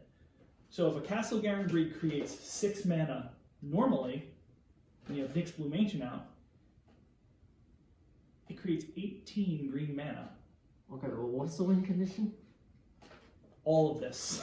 Stealing stuff? Stealing stuff, having giant creatures out. And so the win condition would be essentially getting a Hydroid Krasis, the thing that you pay X for, to draw a whole bunch of cards, to make it a flying trample 10/10, whatever it is, and have your opponent have to deal with a 10/10 flying creature on turn like 4 or 5. Oh, okay. Right? So the sequence is lands out in the beginning. Yeah. Then turn 4 or 5, big creature, or steal something, and by then it's just over. Once it starts going, it's ridiculous. So that's how you win. I mean, the abilities of your creatures. How could you not draw land when you play this? No idea. Shuffler's rigged. The shuffler's rigged. No, it's just one of those weird things that's just like, I was drawing 2 lands and then playing spells to like draw cards and stuff and trying to like play more, and it just wasn't, the deck was just not. So Just not you've there. been playing it. You've been Oh playing yeah, it I played recently? it. I've been playing it recently. 66% win rate, but I mean that's only like That's what, really like good though. 10 or 11 That's times. high.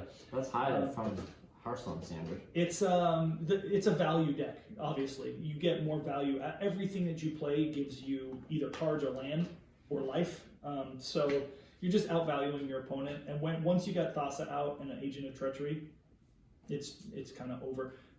Also, with Agent of Treachery Thassa combo, Agent of Treachery can grab.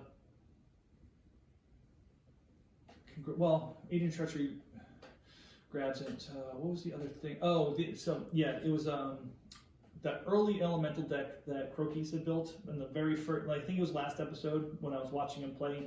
He had a theory crafted deck that had this red spell that gains control of a creature with a casting cost 3 or less for until the end of turn. So you can grab someone's 3 or less casting cost thing. It gains haste. You can either attack with it or whatever. But then at the end of turn, you have to return it to your opponent.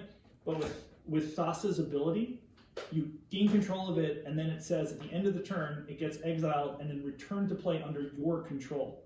So it does an Agent of Treachery-like thing at the end of every turn. So you could steal their little things and then Thassa it out, and then it comes back into play under your control, which is broken. That's absolutely ridiculous. Unbelievable. But anyway, that's a lot of fun. Thassa is great. This deck is fun. And then one other deck I was playing in Standard, I built this last night because I am a control player at heart, I think. I built a black-blue, which is the Dimir Guild control deck. It's got 27 lands. It's got and just a whole bunch of control spells. I do need to readjust it. I played this on stream, and a couple of our listeners were watching. Canadian MTG, shout out, and Ron, shout out. Race Zero, shout out. Thanks for watching me on stream. And if anybody else wants to watch me stream, I did change the name of my personal Twitch channel to the name of the podcast because I think it's a little bit more appropriate because I am streaming for the podcast, and I also prefer not to have my whole name as my Twitch channel. It's just I made it a long time ago just to look at Twitch, but I think it's a little bit more appropriate. So just so you know. I'll do the same thing eventually, one day. Yeah, it's a lot of fun just having it. This is my little setup over here. It's perfect for it. So. I don't know why you're not playing Captivating Unicorn. That's what I'd be playing. Is that the 5 casting cost unicorn that whenever something comes into play, you get to tap something? Yeah. Yeah. Is that one of the new cards? Yeah. Yeah. All right. It's awesome. Good. I'm gonna start playing the game with opening the packs and naming the things. So, all right. So this blue black. I'm gonna go through this blue black Dimir control really quick. I do need to adjust it for a better win condition. Like I was saying, Wraith Zero, our friend Ron, one of our longtime listeners, mentioned last night he was watching me play, and he said it needs like a big finisher. And there's mediocre finishers, like things that over a few turns will finish the game, but I need like a big thing that just like smacks a couple times and you're good. So that's what I need to adjust. I think I might put a Lochmere Serpent, which is the 7/7 unblockable with flash in here. That's probably the good way to go and take out a Liliana. But anyway, so it's got 1 Erebos' Intervention. That's the 1 black and X instant that says choose one. Target creature gets -X until end of turn, and you gain X life. I think I'm going to up the amount of these to either 2 or 3 because they're a really good removal spell and they gain you X life back. So if you're getting beat up early game, you can Erebos' Intervention. Even if you Erebos Intervention something that's a 1/1, but you give it -10 until end of turn, you still gain 10 life. The thing gets -10, and the gain life doesn't reflect the -X, so that's really nice. So if you cast it for 10 late game, you can still gain 10 life, which is really good. For Thassa's Intervention, the second part of Erebos' Intervention is that you can exile up to twice X target cards from graveyards. So there's a lot of graveyard stuff now with this set, so this card allows you to remove or exile up to twice X cards from graveyards. So you can just get rid of somebody's stuff. And X, so when X is 1, it's actually 2, because these cards say exile up to twice X, which is really cool. So if you pay 1 black and 1 colorless, you actually get to exile 2 things, which is really cool. Thassa's Intervention. It's a very there's 5 interventions in the set. All of the gods have their own interventions. 2 blue and X. Instant, choose one, look at the top X cards of your library, put 2 into your hand and the rest on the bottom in any order. So that's a draw spell and set up your library spell. And then the second part of it, counter target spell unless its controller pays twice X. It's a really good, what's the counter spell? 1 blue, 1 and an X. I forget the name of that thing. But anyway, so if it's 2 blue and if you just have 1 mana, it would be your opponent has to pay 2 more unless their spell gets countered. So if you have a ton of mana open, you're countering any spell. So if you had 6 mana open, 2 of them were blue, and then you had 4, you pay all of it, and your opponent has to play 8, which is, your opponent won't have 8 extra land. Unless they're playing that deck I just mentioned that has all of that stuff, so you gotta watch out for that. 4 Thought Erasures, everybody knows what Thought Erasure is. It's the most annoying 2-drop in the history of Magic the Gathering. 1 blue, 1 black. Sorcery, target opponent reveals their hand, you choose a non-land card from it, and you have to discard that card, and you get to surveil 1. Wow. Yeah. That's amazing. 2 Tyrant Scorn. Oh my god, it's like take your clothes off. It's Turn 2. Humiliating. It is humiliating. That's a perfect word for it. When you get turn 2 Thought Erasured, and then turn 3 Thought Erasured, and you know it's coming too. There's so many times where I'm the victim of a turn 2 Thought Erasure, and I have 2 copies of the thing that I need, and they take 1 copy of it. That is 100% evidence that they're going to turn 3 Thought Erasure you and take that second one. Every single time that happens, I swear to God, this game is out to get me. I swear to God. Anytime I have 2 of what I need, and it's like one of my later drop spells, my opponent will turn and to. they can survey for 1. Yep. So it's 4 Thought Erasures. 2 Tyrant Scorn. That is an instant that either kills a creature for 2 mana with converted mana cost 3 or less, or you can return a creature to its owner's hand. So if it's too big, you can return to their hand for a turn. 2 Brazen Borrowers. That's the 3/1 flying flash creature that has the adventure that says, as an instant, that says return target non-land permanent your opponent controls to its hand. 3 Narset, Parter of Veils. She's in there for a couple reasons. She has a passive ability that says each opponent can't draw more than 1 card each turn. So if your opponent's playing anything that relies on card draw, too bad. And then her -2 is you get to look at the top 4 cards of your library. You can reveal a non-creature, non-land card from those 4 and then put it in your hand, and the rest go on the bottom. So she finds your stuff. She finds your answers, and it's really, really convenient to have. Okay, look at 4 cards, pick one. I can either wait on that card for my opponent to do something, or you find the answer right away and you can play it. 2 Murderous Riders. That's very widely played. 3 casting costs. Swift End. Kill a creature or planeswalker and you lose 2 life, and then it's a 2/3 with lifelink, and when it dies it goes in your bottom of your library, not in the graveyard. 2 Ashiok's Erasure. That's a new enchantment that costs 2 colors, 2 blue. It has it's flash, so it can be played at any time, and when it enters the battlefield you exile target spell. So that means when your opponent is playing something, it works like a counter spell. You exile a counter spell, and then your opponent can't cast spells with that card's name until Ashiok's Erasure leaves the battlefield, and then when it does, that spell can go back in their hand. Okay. So if your opponent is playing a very specific deck and they play the card that they need to play, and you're able to Ashiok's Erasure it, they can't play that card anymore. So if somebody goes to try to play, a turn 5 Nissa, the Planeswalker, which is like what everybody does is playing blue-green, if you have an Ashiok's Erasure, you play that, and they can't play a Nissa until that leaves the battlefield. So it really slows things down for your opponent. So I really like that card.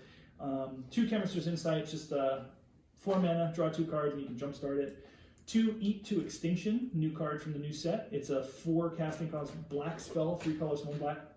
It's an instant. You can exile target creature or planeswalker, and then you can surveil, but they don't use the surveil mechanic. It says, look at the top card of your library. You may put that card into your graveyard, which is surveilling. That is that word for word is the surveil mechanic, but maybe I don't know why they chose, because maybe surveil was just from a certain set. Maybe they didn't use that keyword, and they just decided to use the definition of the keyword, which is Which is weird, but it's a removal spell. Gets rid of planeswalkers. 4 Ritual of Soot. That's a sorcery that destroys all creatures with converted mana cost 3 or less for 4 mana.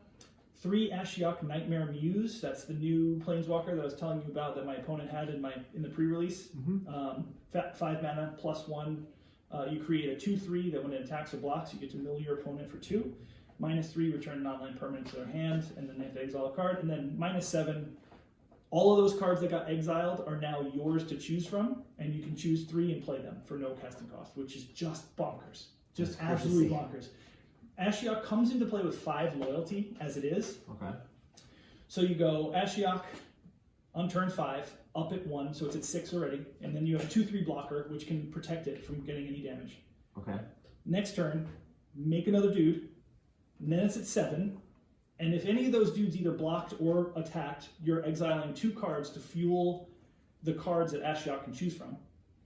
And then turn 7, if you're not under any pressure and you have a few exiled cards. Yeah. And now the cool thing about it is that it says from exile, not specifically just from Ashiok's little nightmare tokens exile. It's if your opponent has anything exiled, you can choose all of those cards from exile, just from exile. So, like if you Eat to Extinction something, if you Erebos's Intervention something, and you remove or you exile X cards from target graveyards, your choices are just whatever your opponent has in exile. So if you're not under any pressure to make blockers or return anything to your opponent's hand, you should definitely, if you have a good choice of exile things, -7 Ashiok after those first 2 turns and take your opponent's stuff because, hey, why not, right?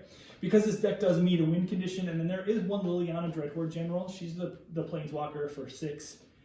Whenever you're a creature you control dies, you draw a card, +1, make a 2/2 zombie, -4, each player sacrifices 2 creatures, and then -9, each opponent chooses a permanent they control, each permanent type and sacrifices the rest. So that, like, Can you just play a white deck that has flying and lifelink and win? I can.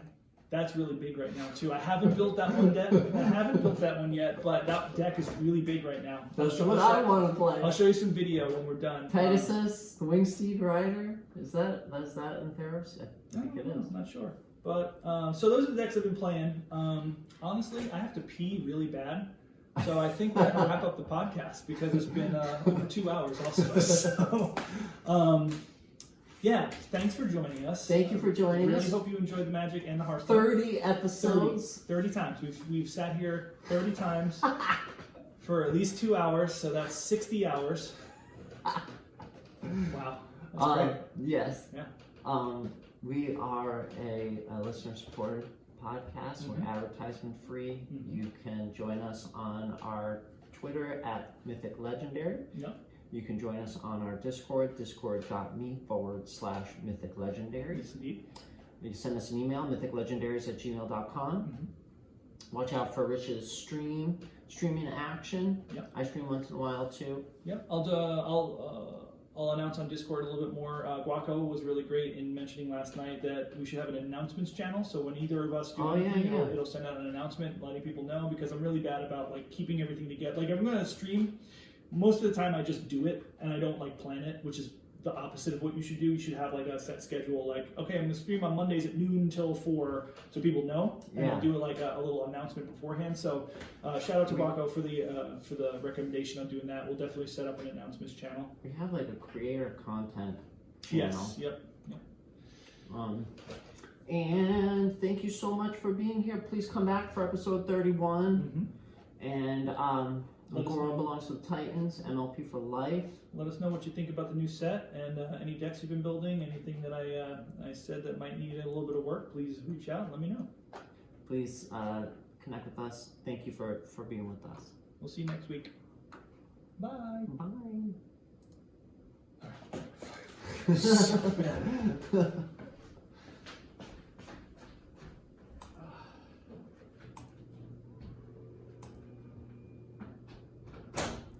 I'm gonna look for pickles.